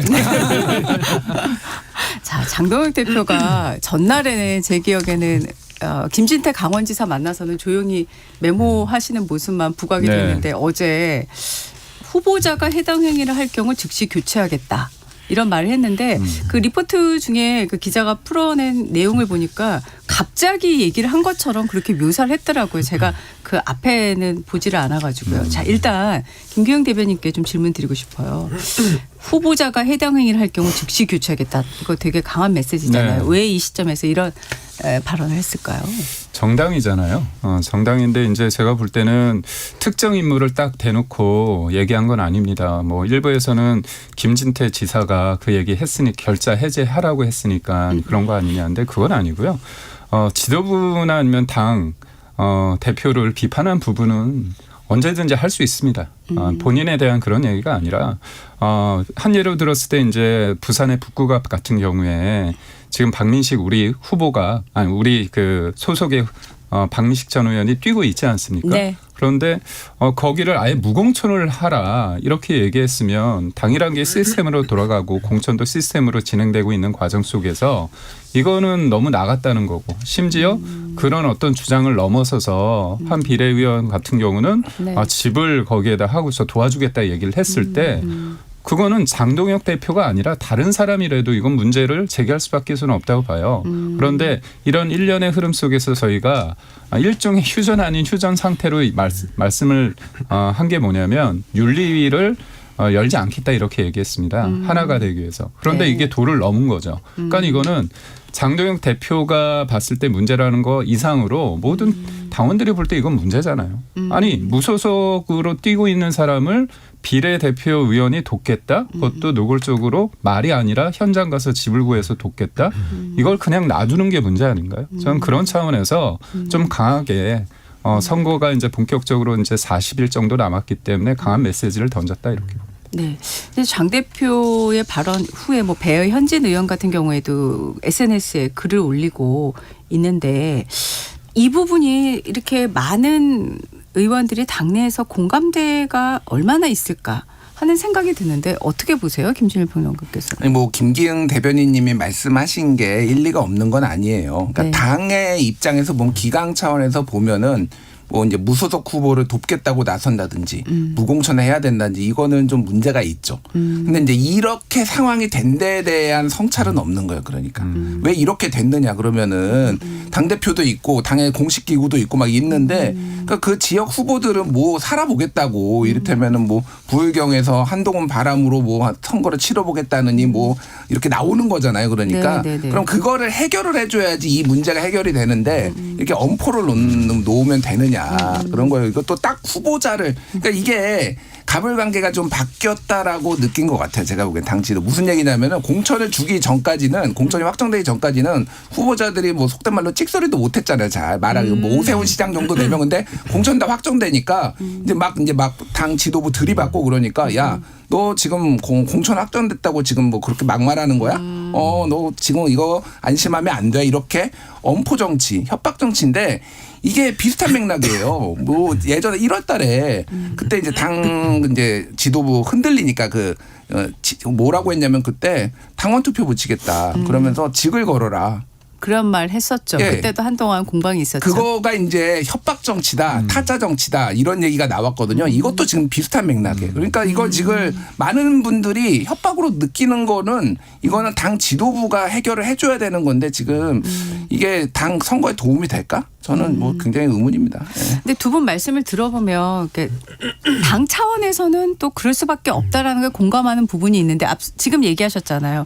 근데 성찰이 없다. 그 얘기를 하는 이유는 지금 결국 지지도 하락이 너무 심각한 거 아니냐 이제 이런 부분 아니겠습니까? 신 변호사님 어떻게 생각하세요? 그러니까 지금 국민의힘의 문제가 뭐냐면요. 뭐 김준일 대표님 잘 짚어주신 대로 두 가지가 없어요. 그게 뭐냐면 하나가 리더십이 없고 또 하나가 지지율이 없어서 지금 이런 일이 발생한다고 저는 보거든요. 네. 그러니까 그 근본 원인이라는 건 너무 복합적이고 이걸 뭐 토론을 한다든지 당내에서 해결을 해야 되는데 해결이 안 되면서 힘으로만 누르니까 더 이게 지금 해결 불가 상태로 가고 있는 것이고 과거에도 그 당대표들이 많았잖아요. 그 당대표들에 대해서 비판도 있고 또 비판 수위가 강해지면 비난도 있고 또 사퇴 요구도 한 적이 많습니다. 근데 그때도 어느 당대표도 이런 식으로 이걸 해당 행위로 간주해서 뭐든지 징계하겠다 이렇게 나온 사람은 없었거든요. 근데 장동혁 대표는 정치력에 이건 부재 같은데 어떤 식으로 해당 행위를 규정하지 못하고 오히려 해장 행위처럼 장동혁을 해롭게 만드는 행위에 대해서 징계를 하겠다라는 식으로 들리기 때문에 이건 또 하나의 정당을 또 사유화하는 거 아니냐 이런 비판에 직면할 수밖에 없거든요. 그래서 저는 리더십이 없고 또 지지율이 워낙 낮다 보니까 발생하는 그런 불가피한 현상이다 그렇게 봅니다. 네, 저희가 앞서 제가 인터뷰할 때도 언급한 여론조사가 한 번 더 언급을 하고 관련한 질문을 좀 할게요. 엠브레인 퍼블릭, K스텔 리서치, 코리아 리서치, 한국 리서치가 20일부터 22일까지 만 18세 이상 1,005명에게 전화 면접 조사해서 어제 발표했는데 2주에 한 번씩 나오는 전국 지표조사인데 이게 2주 전보다 더불어민주당은 1%포인트가 올라서 48% 됐고 국민의힘은 15%인데 이게 3%포인트 더 떨어졌어요. 그래서 지금 사상 최저 지지율 아니냐 이제 이런 얘기가 나오잖아요. 이 상황 당에서 굉장히 심각하게 받아들일 것 같아요. 어떻습니까? 저희가 무겁게 받아들여야죠. 다만 이제 하나 말씀을 드리자면 MBS나 이제 갤럽 같은 경우가 면접 여론조사 방식이잖아요. 그런데 그 부분은 좀 고착화되는 것 같아요. 저희가 참 속상하고 반성해야 되는데 그런데 이제 리얼미터나 같은 경우는 이슈별로 해가지고 부침이 있습니다. 그리고 지금 전국 단위 선거이기 때문에 각 지역별로 나오는 거 봤을 때 이 정도까지는 아닌데 그렇다고 해서 이거를 등한시하거나 그러면 안 되죠. 바뀌어야 됩니다. 근데 네네. 제가 하나 드리고 싶은 말씀은 네네. 지금 국민의힘의 어떤 지지율이 이렇게 MBS 같은 경우에 이렇게 낮게 나오는 이유 중에 하나가 장동혁 대표의 문제이기 때문에 그러면 지지율이 빠지고 15%는 장동혁 대표를 지지하기 때문에 남아있느냐? 그게 아닙니다. 그러니까 가장 문제는 뭐냐면 무기력하고 어떤 이슈에 대해서 하나 되지 못하고 어떤 방향성을 상실하고 그러니까 힘이 실리지 못하는 상황. 그러니까 굉장히 이게 이재명 정부나 아니면 민주당에 대한 어떤 분노, 예를 들어서 이제 조작 기소 관련해서 국정조사, 이 청문회에서 불거진 여러 가지의 문제점이 있는데도 불구하고 이 분노가 그쪽으로 향하지 못하고 제대로 못 싸우고 있는, 하나가 되지 못하고 있는 지금의 국민의힘에 대한 비판적인 목소리가 있고 이 부분이 일종의 이제 무응답층이나 아니면은 지지하지 않음으로 이제 그쪽으로 귀결되는 부분이 있기 때문에 저는 이것 또한 지도부의 몫이라고 봅니다. 그래서 네. 저는 여하튼 지지율이나 리더십에 대한 어떤 두 가지가 없다는 부분에 대해서 네네. 이걸 겸허하게 받아들이고요. 네. 저는 지도부가 영을 세우기 위해서 강하게 말하는 것도 중요하지만 예. 이럴수록 어떻게 보면 내가 처절하게 더 낮은 자세를 하면서 그래 내가 잘못했다. 내가 부족하다. 하지만 그럼에도 불구하고 이번 선거는 굉장히 절실하기 때문에 우리 후보를 지지해달라. 국민의힘을 지지하는 게 단순히 그러니까 국민의힘을 지지하는 게 아니라 한쪽으로 쏠렸는데 자제하지 못하고 있는, 절제하지 못하고 있는 지금의 집권 세력에 대해서 제동을 걸어달라.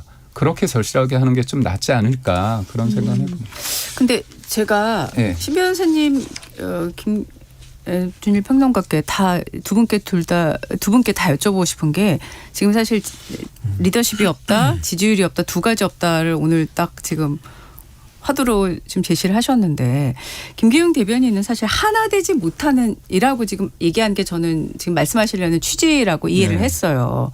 그렇게 생각하세요? 지금 이 지지율 하락이? 아니 근데 이제 하나됨이라는 걸 우리가 좀 얘기를 해보려면 네. 어떤 구심점과 구심적인 비전 가치가 있어야 하나됨을 만들어낼 수 있는 건데 지금 국민의힘은 윤석열 정권 탄핵 이후에 어떤 구심점이 되는 비전과 사상도 만들어내지 못했기 때문에 그 하나됨이라는 것은 그냥 장동혁이라는 대표 중심으로 가자 이거 외에는 이제 설명이 안 되니까 설득이 내부에서 안 되는 거고 네.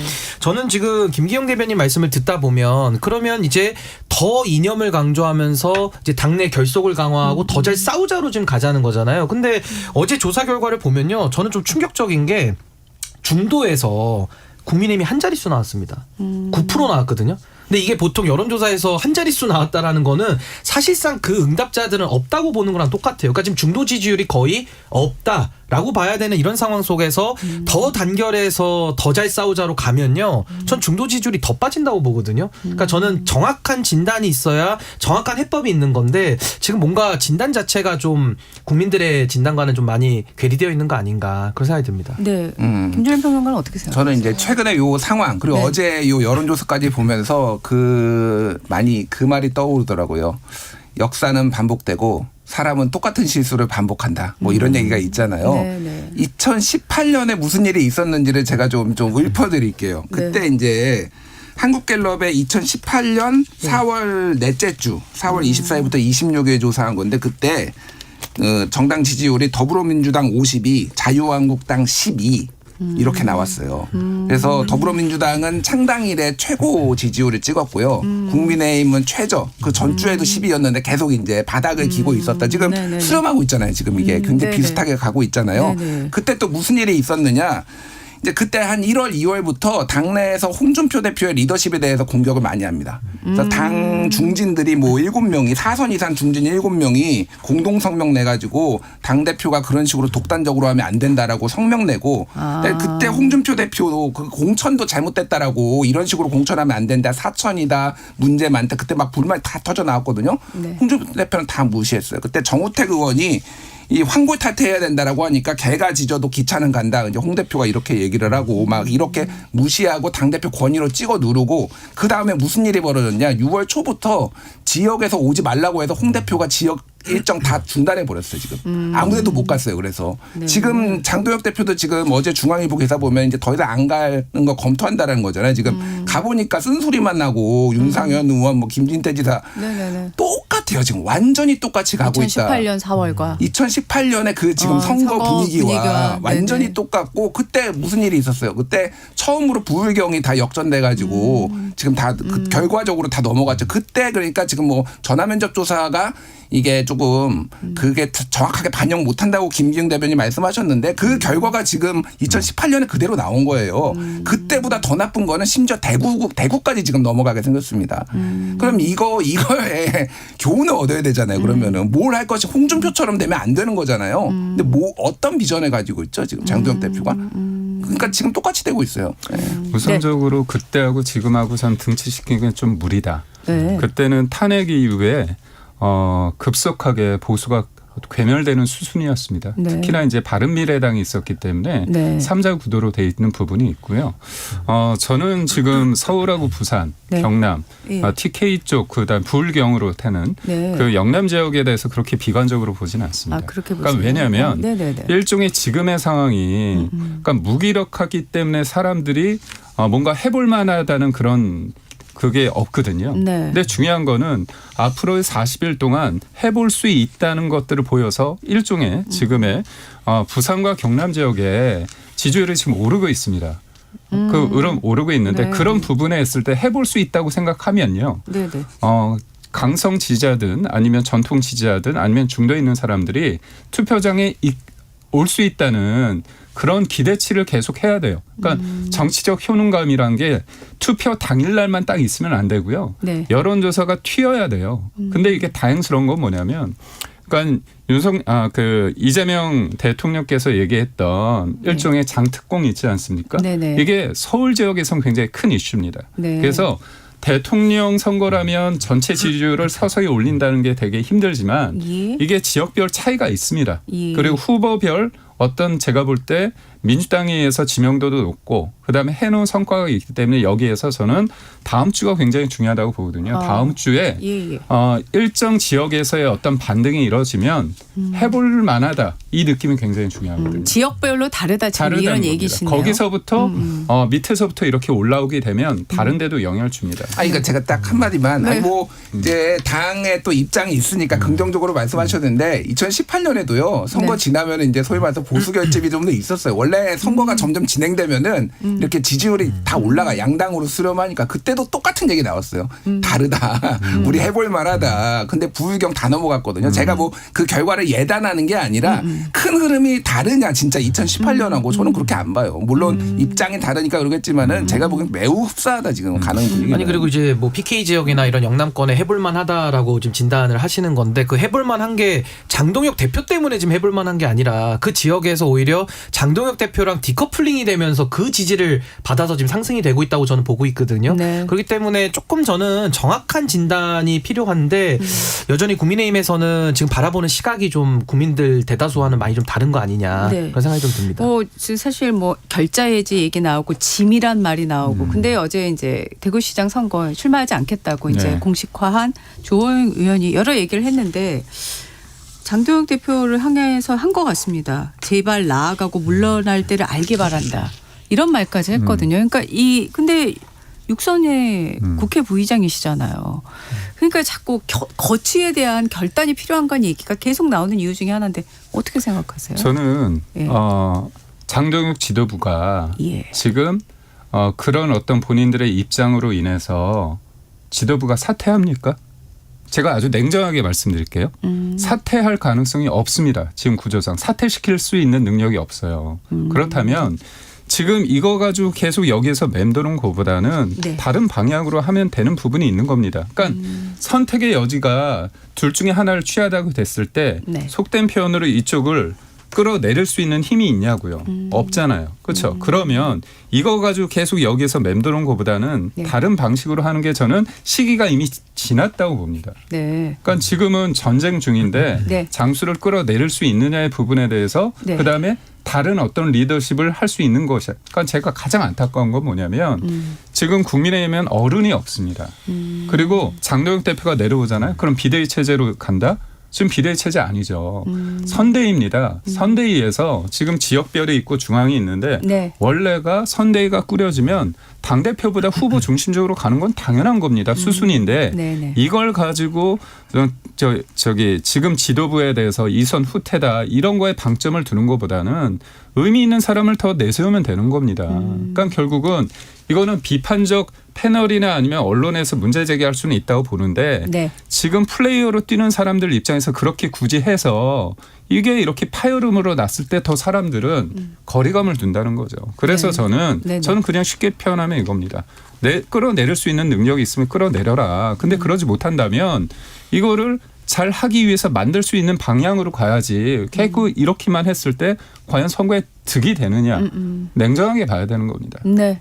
신 변호사님 어떻게 생각하세요? 그러니까 이제 정치는 과유불급이고 또 작용이 있으면 반작용이 늘 있거든요. 그러니까 장동혁 대표에 대해서 문제 제기한 게 지금 하루 이틀 얘기는 아닌 것 같아요. 당선된 이후부터 지난 1년을 돌이켜 보면 장동혁 대표 이렇게 가서는 안 된다는 얘기를 무수히 많은 사람들이 했고 공천에 좀 위축됐던 당내 인사들도 지금까지 참아온 거죠. 그게 지금 폭발이 되고 있는데 지금 우리 김기영 대변인님 말씀이 제가 이해가 안 되는 건 아닌데 그러면 이제 선거 때까지만 좀 참아줘라. 선거는 치르고 얘기하자. 지금 딱 요 얘기 말씀이거든요. 근데 그러기에는 지금 그분들이 쌓여왔던 불만이나 이런 여러 가지 의사 표시가 너무 냉정한 민심의 그 현실을 지금 느끼고 계신 거거든요. 그렇기 때문에 전 이게 아무리 말려도 이게 잘 말려질 수 있는 상황은 아닌 것 같다. 저 그런 생각이 듭니다. 그러니까 안타깝죠. 안타깝습니다. 그러니까 김기영 대변인의 입장도 이해가 가요. 당대표 이렇게 공격하는데 그럼 내부 분란 기사 계속 나오고 그러는데 이게 당이 제대로 되겠냐라고 하는데 2018년에도 똑같았다니까요. 근데 그 후보자들이나 이 사람들 입장에서는 이게 지금 당대표가 그러면 해결을 해줘야 되는데 해결할 의지와 능력이 있느냐를 계속 물어보는 거예요. 그 정우택 의원도 환골 탈퇴를 얘기를 했고 네. 윤상현 의원은 지금 최근에 육참 고유단을 얘기를 하고 네. 김진태 의원은 결자 해지를 얘기했어요. 이게 다른 단어인가요? 그러니까 꼭 사퇴하라고 하는 게 아니에요. 그러니까 물론 그렇게 해석을 하는 것도 있지만은 네네. 무슨 비전을 보여줄 거냐고 계속 묻는 거잖아요. 그거를 해석은 누군가는 사퇴를 얘기한 거다 그렇게 할 수는 있지만은 네. 결국은 리더는 책임지는 게 리더입니다. 어떻게 책임을 질 거냐.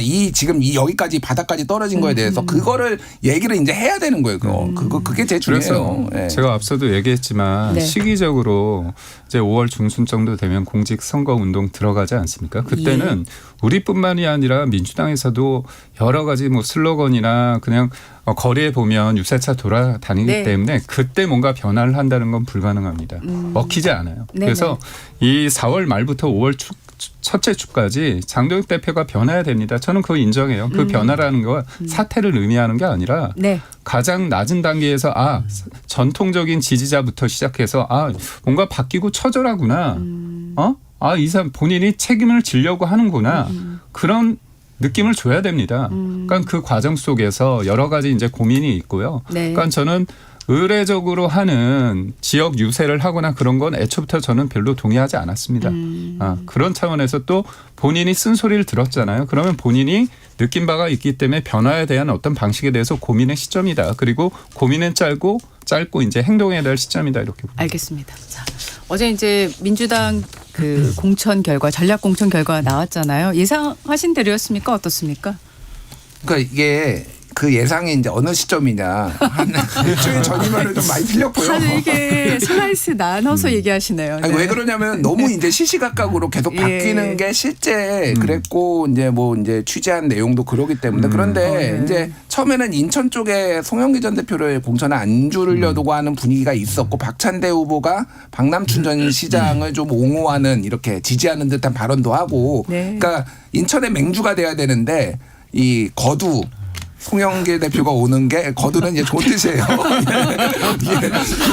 불편하다 이런 기색이 있었는데 결국은 이제 안 주면은 큰 문제가 생기니까 그렇게 정리가 된 거죠. 그래서 네, 안 주면은 큰 문제가 된다는 이 말이 궁금증을 왜 그런 말씀하신 거죠? 아니 코너가 당장 왜니까? 신인규 변호사님한테 한번 물어보면은 송영길 만약에 공천 안 주면은 그 열불을 토하고 지금 신인규 대표가 정청래 대표를 공격할 거 아니에요. 당장 제가 말하는 거는 그러니까 이게 공천을 줘가지고 이 사람들이 다 당선이 되면은 당내 경쟁자라고 하더라도 내가 내 덕에 내가 공천 줘가지고 저 사람 된 거야. 이렇게 정청래 대표는 또 8월 전당대회 선거 승리가 제일 중요한 거예요. 그러니까 정청래 대표 입장에서는 그러니까 그게 이제 뭐 본인이 얘기하는 선당 후사 뭐 이런 거에도 좀 맞아 떨어지는 거죠. 네. 송영길 전 대표하고 앞서 인터뷰를 했는데 이건 저의 느낌입니다. 개항을에 대한 미련이 많아 보였어요.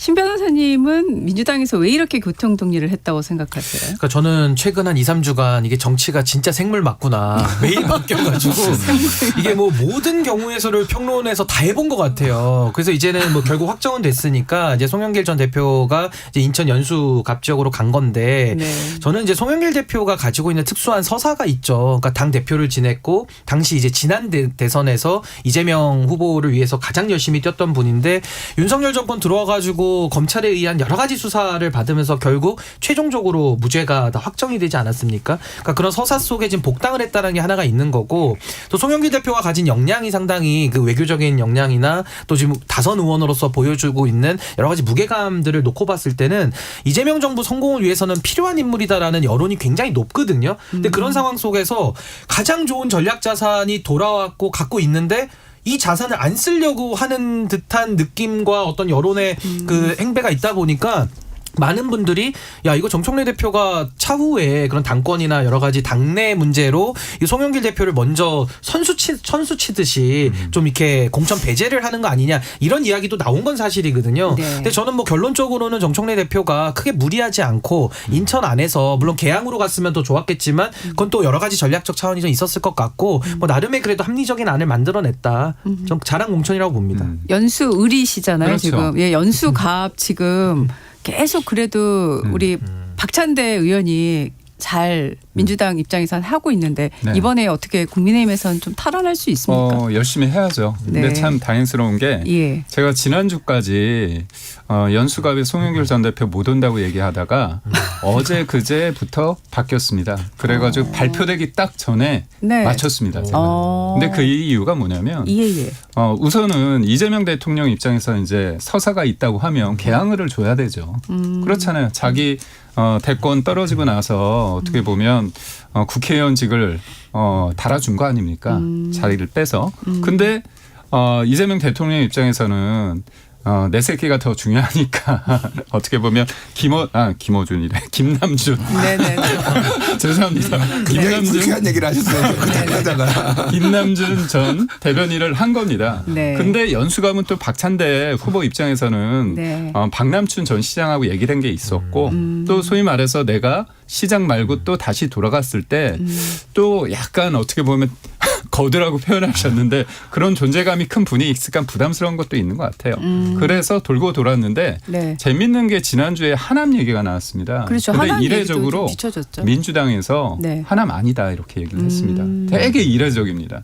그리고 평택을 같은 경우에 가면은 조국 대표하고 무조건 완주해야 돼요. 그래서 저는 그 평택을은 김용남 후보로 저는 정해질 거다 이렇게 보고 있는데 왜냐하면 완주를 하더라도 상처가 덜할 수 있어서 만약에 너무 큰 존재가 가면 조국 대표나 아니면 조국 혁신당을 어떻게 보면 분노케 하는 지점이 있기 때문에 그렇게 정리가 돼서 돌고 돌아서 저는 호남도 생각했는데 민영배 의원 관련 자리를 생각했는데요.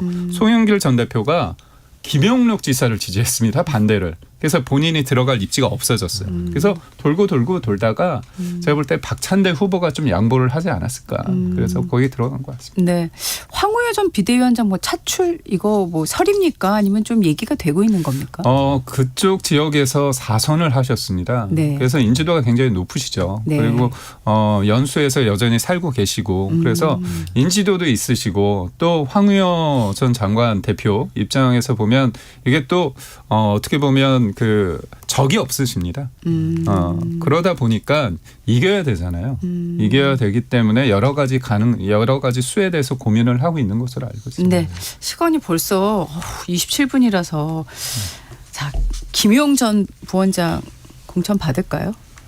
안 줄 것 같아요. 예. 오늘 뭐 김영진 의원도 따로 만나겠다. 네, 오늘 만난다고 보통. 예, 그러니까 자기를 반대한 사람은 조승래와 김영진밖에 없으니까 내가 설득하겠다라는 건데 사실 의원들 중에서는 말을 못해서 그렇지 공개적으로 이게 조금 예전에 양문석 의원 사례가 있어요. 양문석 그 대출 사기건으로 막 공천 주네 안 주네 그랬는데 결국 공천 주고 양문석은 이겼는데 이게 그때 민주당 내에서 분석이 나온 게 부산에서 한 4대, 영남에서 한 4대석 날아갔다 사실은. 그러니까 보수 유권자들은 명분만 주어지면은 내가 원래 보수 정당 찍었던 사람은 다시 회귀하려는 게 있는데 그 명분을 양문석이 줬다라는 거예요. 그래서 이게 김용도 그렇게 뭐 억울한 것도 있고 있겠지만 이거는 그래서 선당 후사를 계속 얘기하는 거예요. 지금 이게 정청래 대표가 안 줄 거라고 봅니다. 저는. 네.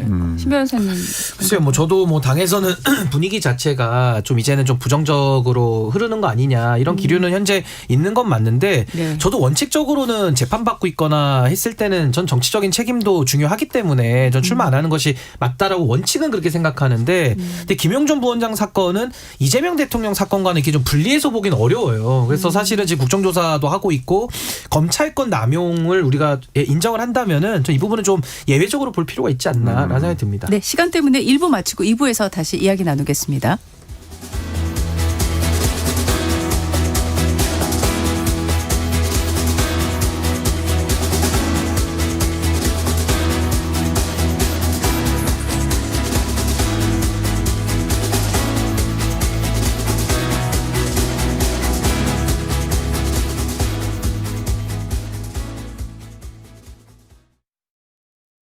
잠시 후 8시 반부터 일부 지역국에서는 해당 지역 방송을 보내드립니다.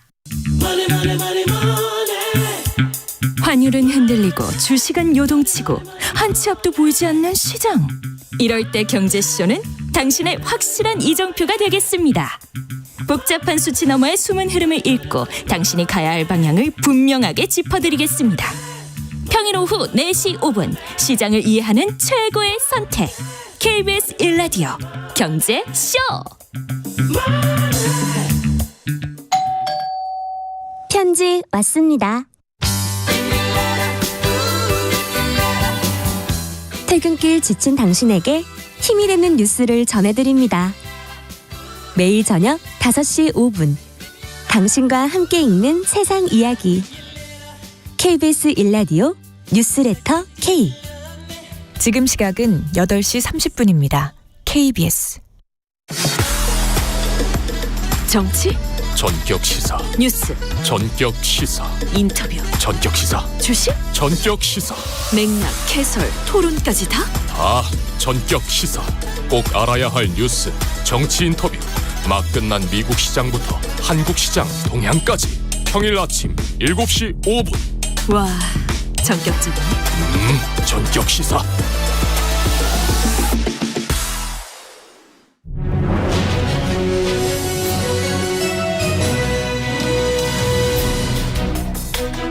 네, 정치와의 2부 시작하겠습니다. 김준일 시사평론가, 신인규 정당 바로세우기 대표, 김기흥 국민의힘 미디어 대변인과 함께 하고 있습니다. 제가 2부는 더불어민주당 주제로 넘어가려고 하는데 그래도 워낙 핫한 거라서 국민의힘 주제로 시작하겠습니다. 그 진종호 의원 진상조사 이거 지금 하고 있는 건가요? 어떻습니까? 하고 있죠. 하고 있는데 저는 진종호 의원의 뭐 본인의 생각에 대해서 존중은 합니다. 그런데 이분은 국민의힘 소속이고 비례입니다. 비례라는 건 어떤 의미죠? 일종의 당에 어떻게 보면 그 당에서 혜택을 받은 거죠. 장재욱 대표가 준 건 아니고 그 당시에는 비대위원장이 누굽니까? 그 한동훈 전 대표 아닙니까? 네. 그런데 제가 말씀드렸잖아요. 본인의 생각은 말할 수 있죠. 근데 실제 행동으로 옮기는 건 다른 문제 아닙니까? 그러니까 우리 당의 비례대표인데 가서 무소속 후보를 돕겠다. 집까지 얻는다. 그리고 이거에 대해서 문제 제기를 하니까 그래도 나는 도울 마음이 있다. 이런 얘기까지 합니다. 그러면 이런 상황을 봤을 때 당의 다른 사람들은 뭐라고 볼까요? 그러니까 중립적인 사람들이 볼 때도 이거는 좀 심하다고 하지 않을까요? 그래서 저는 만약에 이분은 뭐 제명시키려면 제명시키려라 그렇게 생각할 수도 있을 것 같아요. 근데 제명시키면 저기는 무소속이 되거든요. 그러니까 일종의 그런 것까지 수를 내다보고 하는지는 잘 모르겠으나 이런 거는 도리어 그러니까 그런 부분이 부각될수록 선거에 무슨 도움이 됩니까? 한동훈 전 대표에 도움이 될까요? 그것도 아니라고 봐요. 국민의힘에 도움이 될까요? 이거는 민주당에 도움이 됩니다. 그러니까 냉정하게 봤을 때 3자 구도가 됐을 때 가능성이 커지는 건 민주당 후보의 당선 가능성이 커진다는 건 상식이잖아요. 그런데 물론 그 과정 속에서 어떤 후보한테 이제 모아지겠죠. 근데 그 전에 무공천하자 그리고 단일화를 하기 위해서 이쪽 도와준다. 이거는 너무 나갔다. 그래서 이거는 장동혁 지도부이기 때문에 문제를 삼는 게 아니라 제가 능력이 안 되지만 제가 당대표가 되면 저는 엄중하게 징계 내립니다. 그래서 그런지 저 마음만 받겠다고 한동훈 전 대표가 그러니까 했잖아요. 이제 뭐 일리가 있어요. 근데 말씀하신 대로 비례니까 이렇게 하는 거예요. 그러니까 무슨 얘기냐면은 뭐 지역구 의원이면은 이를테면은 지역 당협위원장이기도 하니까 여기에서 하면은 처우에 뭐 공천 받을 때 복당 못 하면은 막 어렵고 그런데 비례니까 나 뭐 징계해봐 이게 그러니까 그런 거에 좀 이제 시비가 붙었어요. 근데 이제 서로 이제 막 때려봐 이렇게 막 얘기하잖아요. 근데 여기에서 진짜 때리면요. 때리는 사람이 문제가 발생하잖아요. 이게 맞아요. 원론적으로. 징계를 하는 게 맞죠. 근데 여기서 징계를 하면은 이게 어떻게 될 것인가. 그러면은 이게 뭐 한동훈 아니면 진종호 도와주는 꼴이 되는 거예요. 그러니까 이게 그런 딜레마적인 상황이 있는데 명분이 맞다고 하더라도 정치는 정치로 풀어야 되는 거예요. 결국은. 이게 참 어려운 문제. 결국은 이렇게까지 오게 된 게 왜 그렇게 됐느냐. 이게 그냥 다 이 장동혁 대표의 리더십과 당 지지율과 이게 복합적으로 영향을 주니까 지금 이렇게 돼버린 거. 그리고 한동훈 이제 뭐 제명까지 이게 다 연결이 된 거거든요. 그래서 사람들이 민심이 어디를 가느냐를 좀 보는 게 중요하다 제가 보기에는. 그러니까 저도 이 뿌리가 김준희 대표님 말씀해 주신 대로 정치의 사법화 때문에 좀 그렇다고 보거든요. 결국에는 뭐 장동혁 대표도 판사 출신이고 뭐 한동훈 전 대표도 검사 출신인데 이게 법조인들이 정치를 하다 보니까 정치가 실종되고 다 그냥 이렇게 힘으로 누르려고만 하는 그러면서 이제 법대로 하자 해서 뭐 윤리위 가동하면 또 가처분하고 막 이런 거잖아요. 물론 이제 한동훈 전 대표는 가처분까지는 안 갔습니다만은 이게 그러니까 장동혁 대표가 지금의 시점에서 진종호 의원의 행동을 놓고 보면 당연히 이건 해당 행위가 명백하죠. 근데 문제는 한동훈 전 대표가 그럼 어떻게 나가가지고 지금 진종호 의원이 도우려고 하는 것이냐 그 내용을 파고 들어가면은 이거 왜 정치를 정치로 못 풀었을까? 그러니까 소위 말해서 장동혁 대표가 아니 당권도 가지고 있고 본인이 당 대표니까 당 내에서 우리가 생각이 다 똑같습니까? 다 사람마다 생각 다른 거거든요. 근데 그 다른 생각을 품지 못하고 다른 생각이 설사 있더라도 유권자들의 선택을 통해 가지고 결국에는 정치로 풀어냈었어야 되는데 과거에 윤석열 정권도 정치의 사법화와 사법의 정치화로 몰락을 했는데 그 몰락을 한 정당에서 또 그와 같은 방법을 또 쓴다는 게 전 문제의 본질 아니냐. 전 그렇게 봅니다. 그러니까 첨언을 하자면 제가 만약에 장동혁 대표였고 진짜 너무너무 한동훈 싫어서 징계를 해야 됐다라고 하면은 당원권 정지 6개월에서 1년 때렸을 겁니다. 저는. 예. 이거를 제명을 해가지고 이렇게 하는 순간 한동훈 대표가 전 대표가 그냥 출마도 하고 명분도 없고 막 이렇게 된 거잖아요. 지금 아무리 싫어도 거기까지 가면 안 됐다. 이게 더 복잡하게 장동혁의 리더십이 흔들리게 된 계기에 제가 그냥 징계를 할 수도 있어요. 뭐 그거는 뭐 서로의 이견이 다 있으니까. 근데 제명은 아니었다. 제가 보기에는 잘못된 정치적 선택을 했어요. 네. 북구갑 공천은 어떻게 될까요? 국민의힘 박민식 전 장관. 네. 지금 명분상 당연히 맞죠. 그리고 예를 들어서 혹자들은 뭐 한동훈 전 대표를 떨어뜨리기 위해서 김민수 최고를 투입한다. 그런 말도 있었죠. 김민수 최고가 그거 부인했고요. 저는 그렇게 인위적으로 할 부분은 아니다. 그러니까 도리어 저는 원칙대로 하면 된다고 봅니다. 한동훈 전 대표를 의식하지 않아도 되고요. 뭐 3자가 되든 뭐 4자가 되든 최선을 다하고 선거가 투표일이 다가오면 자연스럽게 어떤 그 지역의 어떤 민심이 기제로 압박 기제로 작용할 수 있겠죠. 뭔가 민주당 쪽으로 넘어갈 것 같다.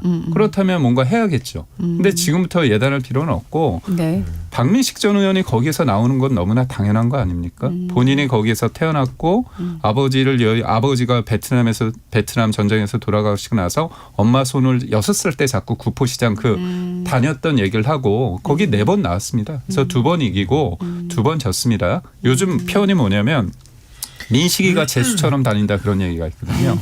박민식 의원이 처음에 특수부 검사 출신은 좀 화려했습니다. 그러니까 그 당시에 어떻게 보면 좀 엘리트 검사의 어떤 그런 느낌이 났는데 전재수 의원은 사실 그런 커리어가 없기 때문에 지역 밀착형으로 낮은 자세로 했는데 지금 박민식 전 의원이 별명이 인간 각도계입니다. 90도로. 각도계. 네, 각도계. 네. 그래서 네네. 근데 이게 참 저는 이게 참 뭐랄까요? 정치라는 게 어떻게 보면 좀 잔인하다고 할까? 이게 왜냐하면 저번 2024년 총선에서 박민식 전 의원이 원래 분당 쪽에 나오려고 했는데 김은혜 후보한테 양보를 했습니다. 그러고 나서 온 게 영등포입니다. 근데 비대위원장이었던 그때 한동훈 체제에서 헌신하라 장관 출신이니까 험지로 가라 해서 강서구 갔습니다. 근데 지금 자기 고향으로 와서 나오고 있는데 뒤늦게 나 자신한테 험지로 보내고 헌신하라고 했던 한동훈 전 대표가 온 거잖아요. 서사가 이렇게 또 길군요. 그럼요. 네. 이게 얇습니다. 하정우 수석은 나올까요? 이 정도까지 됐는데 안 나와도 이제 문제가 돼버렸어요, 사실은. 문제가 될 수 저는 있군요. 결정을 빨리 했었어야 된다, 조금 더. 그러니까 뭐 나오고 싶으니까 지금까지 이제 끌고 있는 건데, 그러니까 제가 하정우 수석에 대해서 좀 여러 방송에서 비판적으로 얘기를 했어요. 왜 그러냐면은 대통령한테 계속 부담을 줬다. 이거는 대통령이 나가라고 하면 안 된다. 그러니까 강훈식 비서실장, 우상호 전 정무수석까지 나와가지고 네가 결정해야지 막 이렇게 지금 혼난 거예요. 그거는 그러니까 왜 그런 얘기하느냐. 그리고 지금도 어쨌든 하정우 수석이 과학의 날을 맞이해가지고 12개 언론사랑 공동으로 인터뷰하고 뭐 그랬거든요. 미리 사전에 하고 그랬는데 네네. 대통령 순방가 있는데 그게 또 떡하니 나와서 다들 사람들은 이제 거기에 하정우 출마하나 안 하나 이게 맞나? 그러니까 너무 제가 들은 얘기로는 청와대에서도 조금 기류가 별로 안 좋대요. 이것 때문에 하정우 이것 때문에 그래서 그냥 빨리 결정해라. 지금 25일 날 그러니까 오늘이죠. 오늘 오면은 이번 주말에 결정을 해야 되는데 뭐 주말에 안 할 수도 있다 이런 얘기까지 하는데 이거는 절대 안 좋다. 빨리 해라. 예. 저기 그 초등학교 거기도 가고 빨리 행사도 가고.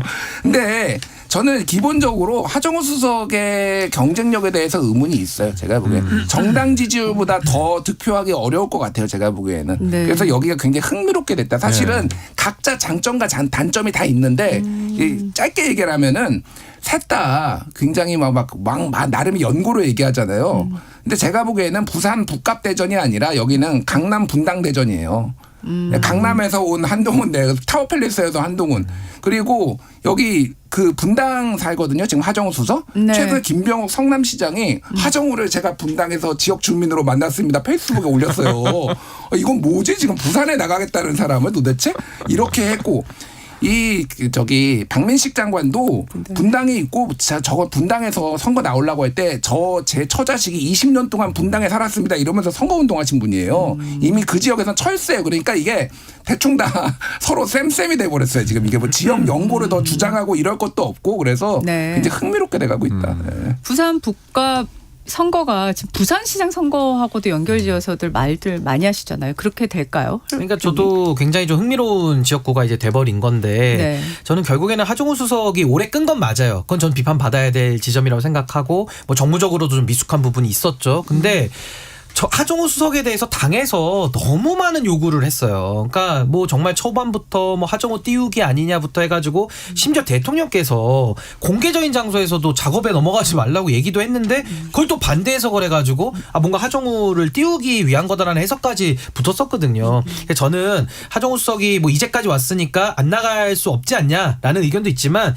저는 최종 결정은 안 나가는 걸로 저는 결정할 것 같고 그럼 대안이 누구냐? 뭐 김종관 전 의원도 있는 것이고 부산 지역에 활동하신 분들 많이 있거든요. 전 그분들이 아까 뭐 민식이가 재수처럼 이런 얘기 하시던데 네. 전재수 의원의 지역구예요. 그 방식대로 이어받아 하면 되죠. 그러니까 저는 하정우 수석에게 너무 이렇게 부담 주지 말고 또 너무 이렇게 매달릴 필요도 없는 전 그런 상황이라고 저는 봅니다. 네네.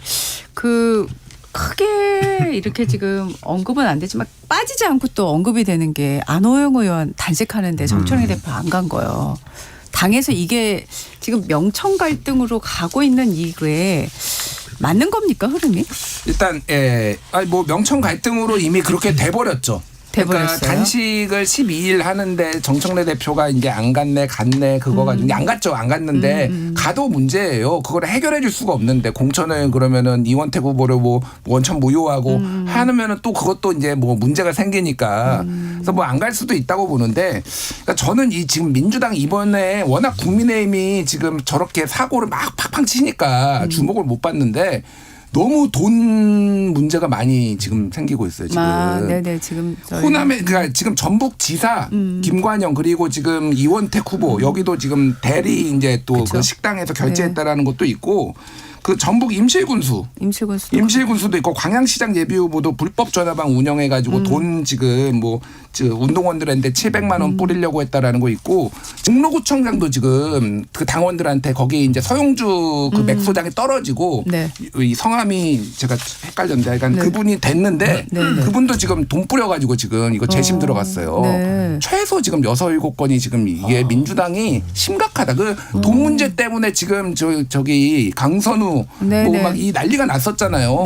그럼 당이 관리를 제대로 해야 되는데 뭐 너무 유리하다고 생각을 하니까 그냥 내부 경선에서 막 돈을 뿌리고 이런 일이 지금 너무 심각해요. 제가 보기에는. 그러니까 그게 지금 유찬종 후보 말씀하시는 건데 저는 지금 뭐 정청래 대표는 지방선거 공천 잘했다라고 이야기를 좀 자아자찬을 하지만 전 국민 눈높이에 맞지 않다고 생각해요. 지금 나오고 있는 문제들 이게 뭐 돈의 액수를 떠나서 매우 심각한 행태들 전 여러 건이 지금 발생하고 있다고 보거든요. 저는 이게 국민의힘이 지리멸렬을 하니까 어떻게 보면 민주당의 오만함이 이렇게 또 행태적으로 드러나는 거 아니냐 이렇게 볼 수 있는 거라서 전 이거 지역 경찰에 맡겨서 수사 맡기면 안 되고요. 이거 저는 합수보훈을 하나 만들어서 전국 단위로 저는 전체적으로 전 수사를 한번 해야 된다고 봅니다. 그러니까 이거는 이재명 정부의 어떻게 보면 하나의 큰 숙제가 될 텐데 이거는 정파의 문제가 아니에요. 이거 돈 정치에 대해서 돈의 액수가 중요한 게 아니고 이런 잘못된 행태는 뿌리부터 근절할 수 있는 저는 본질적인 조치가 좀 필요하다라는 생각이 듭니다. 저는 그런데 전 송영길 전 대표가 대법원에서 그 유죄, 무죄 받은 건 맞습니다. 다만 윤관석 전 의원 관련해서 돈봉투 관련해서 그 당시에 대법원에서 유죄 판단이 나왔고 그 당시에 근거가 됐던 게 이정근 전 사무부총장 휴대전화 녹취 내용이거든요. 그렇다면 그 부분에 대해서 법리를 적용을 달리한 겁니다. 이거에 대해서 증거로서 채택을 한쪽 윤관석 전 의원은 유죄 판단 근거로 한 거고요. 같은 내용이지만 그거 관련해서 송영길 전 대표는 2심에서 그거에 대해서 증거로서 채택을 안 한 겁니다. 그렇기 때문에 대법원 가서 상고를 해서 그걸 적용을 그러니까 법리를 맞는지 안 맞는지를 따져봐야 되거든요. 근데 검찰에서 어떻게 했냐면 항고를 포기했습니다. 그러니까 결국 뭐냐면 저는 무죄는 받았지만 국민들 입장에서 봤을 때 이게 과연 돈봉투 자체가 아예 없었느냐는 다른 문제거든요. 그렇기 때문에 저는 그런 부분에 대해서 당이나 아니면 이재명 정부가 그랬기 때문에 이 돈봉투에 대해서 조금 민주당이 이걸 엄정해 보지 않다. 좀 분위기가 그런 거 아니냐. 그런 것들을 국민들이 보고 있다. 이렇게. 알겠습니다. 정치와의 오늘 여기서 마무리하겠습니다. 세 분 고맙습니다. 고맙습니다. 감사합니다. 날씨 정보 듣고 사건 와이로 돌아오겠습니다. 날씨 정보입니다. 오늘 아침 기온은 예년 이맘때 수은주 눈금이었지만 낮 기온은 예년 기온을 6, 7도가량 웃돌면서 조금은 덥겠습니다. 거의 초여름 수준인데요. 서울이 26도까지 오르겠고요. 대전, 전주 25도 등으로 서쪽에 더위가 이어지겠습니다. 다만 동풍의 영향으로 동해안 쪽은 20도 미만으로 선선하겠습니다.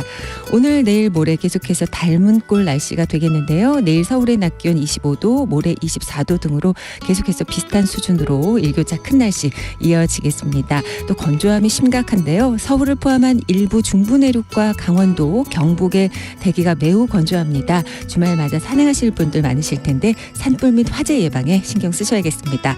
내일까지 제주도에는 강풍이 이어지겠습니다. 그리고 오늘 아침까지는 전남 지역의 안개도 주의해 주셔야겠습니다. 파도는 남해먼 바다와 제주 해상 등 남쪽 해상의 물결이 오늘까지는 다소 높게 일겠습니다. 현재 서울의 기온은 14도입니다. 날씨 정보의 강혜종이었습니다.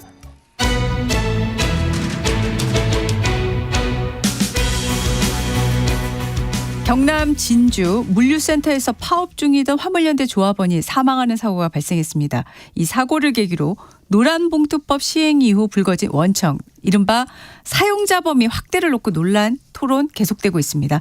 최다운 변호사와 함께 자세히 들여다보겠습니다. 변호사님 어서 오세요. 네, 안녕하세요. 최다운 변호사입니다. 네, 먼저 사고 계획 좀 짤막하게 소개해 주시겠습니까? 네, 지난 20일 오전 10시 32분경에 진주 CU 진주 이제 물류센터 앞에 이제 집회 현장이 있었는데요. 네. 여기서 사고가 좀 있었습니다.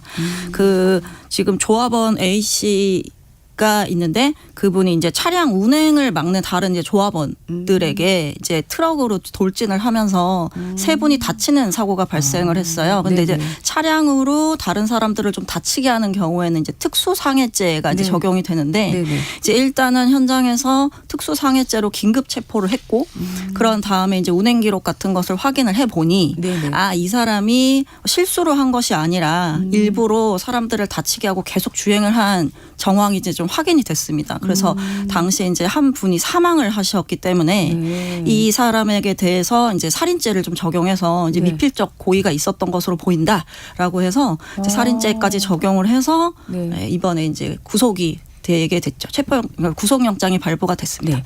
그날 같은 현장에서 지금 말씀하신 운전자는 이제 비조합원이시고 조합원이 이제 지금 상해를 입고 사망까지 한 건데 화물연대 조합원이 또 영장 실질심사를 받았습니다. 특수공무 집행 방해 혐의로. 이건 어떤 사고였나요? 네, 이분 같은 경우에는 이제 집회 현장을 이제 경찰관이 이제 관리를 하고 있었는데요. 그 경찰관을 향해서 또 이제 차량으로 돌진을 하는 상황이 있었고요.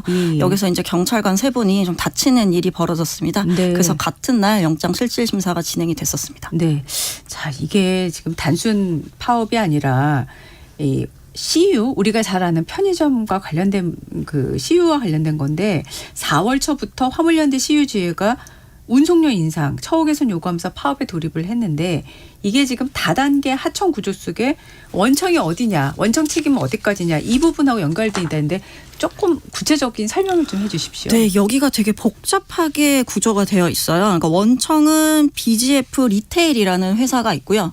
거기에 이제 자회사로 BGS 로직스라고 해서 물류센터가 또 있습니다. 그런데 또 여기서 직접 고용을 한 것도 아니고 또 이제 운송사를 또 중간에 끼고 있고 그 운송사에서 이제 화물 기사분들이 이제 채용이 되어 있는 구조이기 때문에 전체적으로 이제 4단계의 구조로 되어 있습니다. 그러다 보니까 이제 뭔가 문제가 생겼을 때 이 화물기사분들은 우리가 직접 고용된 회사가 상대가 아니라 이제 원청을 상대로도 우리가 이제 불편함이나 이런 것을 좀 제기할 수 있어야 되는 것이 아니냐라고 해서 노란봉투법 시행 이전부터 사실 다툼이 있었고요. 그 이후에 노란봉투법이 지난달 10월부터 이제 시행이 됐는데 그 이후까지 지속됐던 사건이었습니다. 네. 화물연대는 한마디로 이제 BGF 리테일하고 교섭을 하겠다는데 BGF 리테일은 또 우리 아니다라는 거죠. 양쪽의 주장이 어떻게 엇갈리나요? 그렇죠. 이제 결국은 이제 리테일에서 우리를 실질적으로 관리를 했기 때문에 당신들이 우리와 이제 협상의 대상이 되어야 되는 것이 아니냐라는 것이 이제 노조 측의 입장이었고요. 리테일이나 이제 본사에서는 아니 우리는 직접 계약의 당사자가 아닌데 우리까지 사용자로 하는 것이 맞느냐라고 해서 다툼이 있었던 상황입니다. 네, 노란봉투법과 에서 노란봉투법으로 봤을 때 어떻게 이게 볼 수 있는가요? 지금 최근 법원 판례는 어떻습니까? 이게 사실 형식과 실질의 차이에서 좀 문제가 발생을 하는 것 같아요. 이제 형식적으로는 이제 이번 경우와 같은 경우에도 이제 일하고 계시는 분들이 자영업자 형식으로 하는 분들이 또 계십니다. 그러다 보니까 과연 이 사람들을 노동자로 인정을 해야 되느냐에 문제가 있는데요. 근데 실질적으로 들여다보면은 결국은 이분들을 이제 경제적인 종속 관계를 맺고 있는 회사가 있고 이제 주로 이제 원청이 되겠죠. 그렇기 때문에 결국은 이분들을 노동자성을 인정을 해서 결국 원청을 상대로 이제 문제를 해결할 수 있게끔 하는 것이 옳겠다. 그래서 사업자성을 좀 인정하고 널리 인정하고 실질을 좀 반영해야 된다는 게 조금 묻어 있는 것을 이제 노란봉투법이라고 보면 될 것 같습니다. 네, 노란봉투법 시행 이후에 사실은 그 노동 현장에서 많은 변화가 있는 상황인데 지금 제가 기억하기로는 포스코 같은 경우에는 최근에 이 노란봉투법 시행 이후에 하청 노동자 한 7,000명을 직고용했다죠?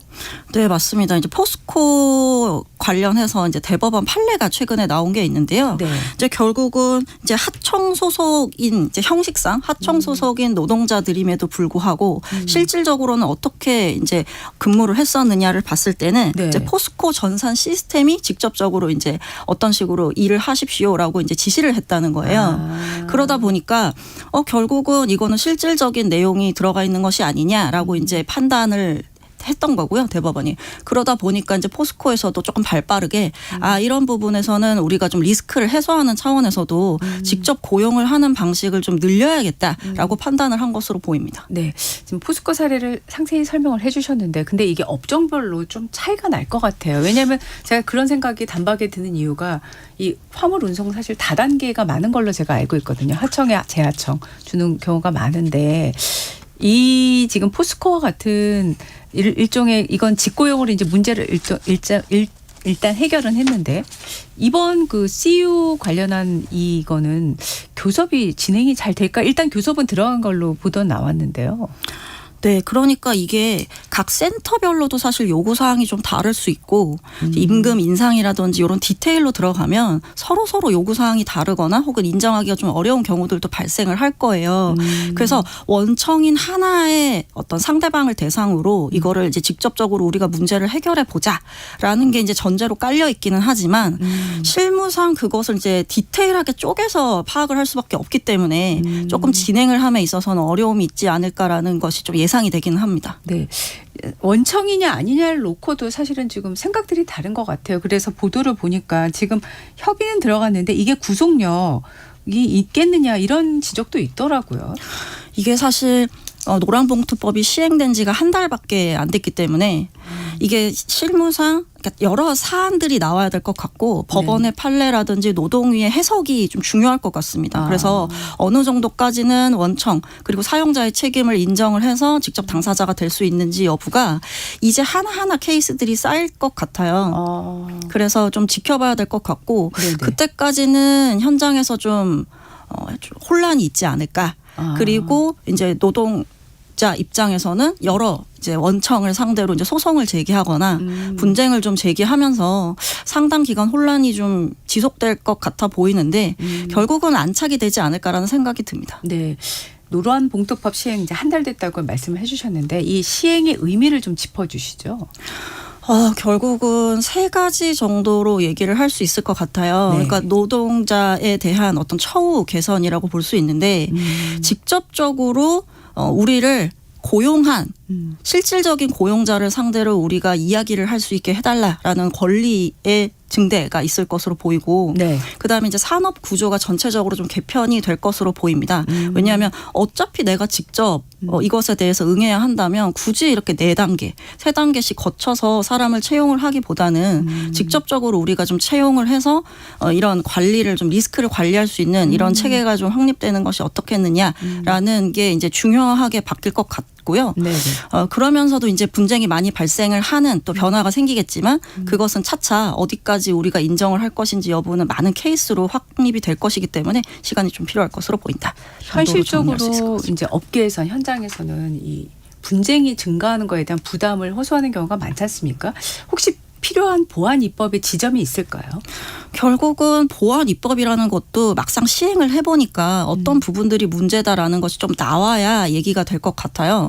근데 이제 그 과정에서 아까 말씀드렸던 것처럼 노동이나 법원의 판례가 계속 이제 쌓일 것이기 때문에 그 공백이 있을 겁니다. 법의 해석만으로는 우리가 확인할 수 없거나 아니 확정할 수 없는 부분들이 있을 것이기 때문에 그런 부분에 대해서는 보완 입법을 통해서 좀 정리를 하는 부분이 필요할 것으로 보입니다. 불가피하게 현장에서의 어떤 사례들이 좀 있어야지만 그것도 입법화하는데 연결이 될 수 있다 이렇게 좀 이해가 되거든요. 그렇죠. 우리가 실질적으로 어떤 게 문제가 될지는 사실 책상에 앉아서는 모든 것을 좀 예견하기는 어렵기 때문에 막상 이 법이 시행이 되고 또 그것이 적용이 되는 과정에서 전혀 생각지 못한 문제점이랄까 조금 보완 개선해야 될 부분들이 분명히 나타날 것이기 때문에 좀 시간을 가지고 차분하게 좀 수정해 나아가야 되지 않을까 싶습니다. 예, 그런 만큼 현장에서 이번 같이 사망 사고가 나는 것 같은 갈등이 좀 사고로 이어지지 않도록 갈등 관리는 잘 돼야 될 것 같네요. 네, 변호사님 오늘 말씀 고맙습니다. 네, 감사합니다. 최다운 변호사였습니다.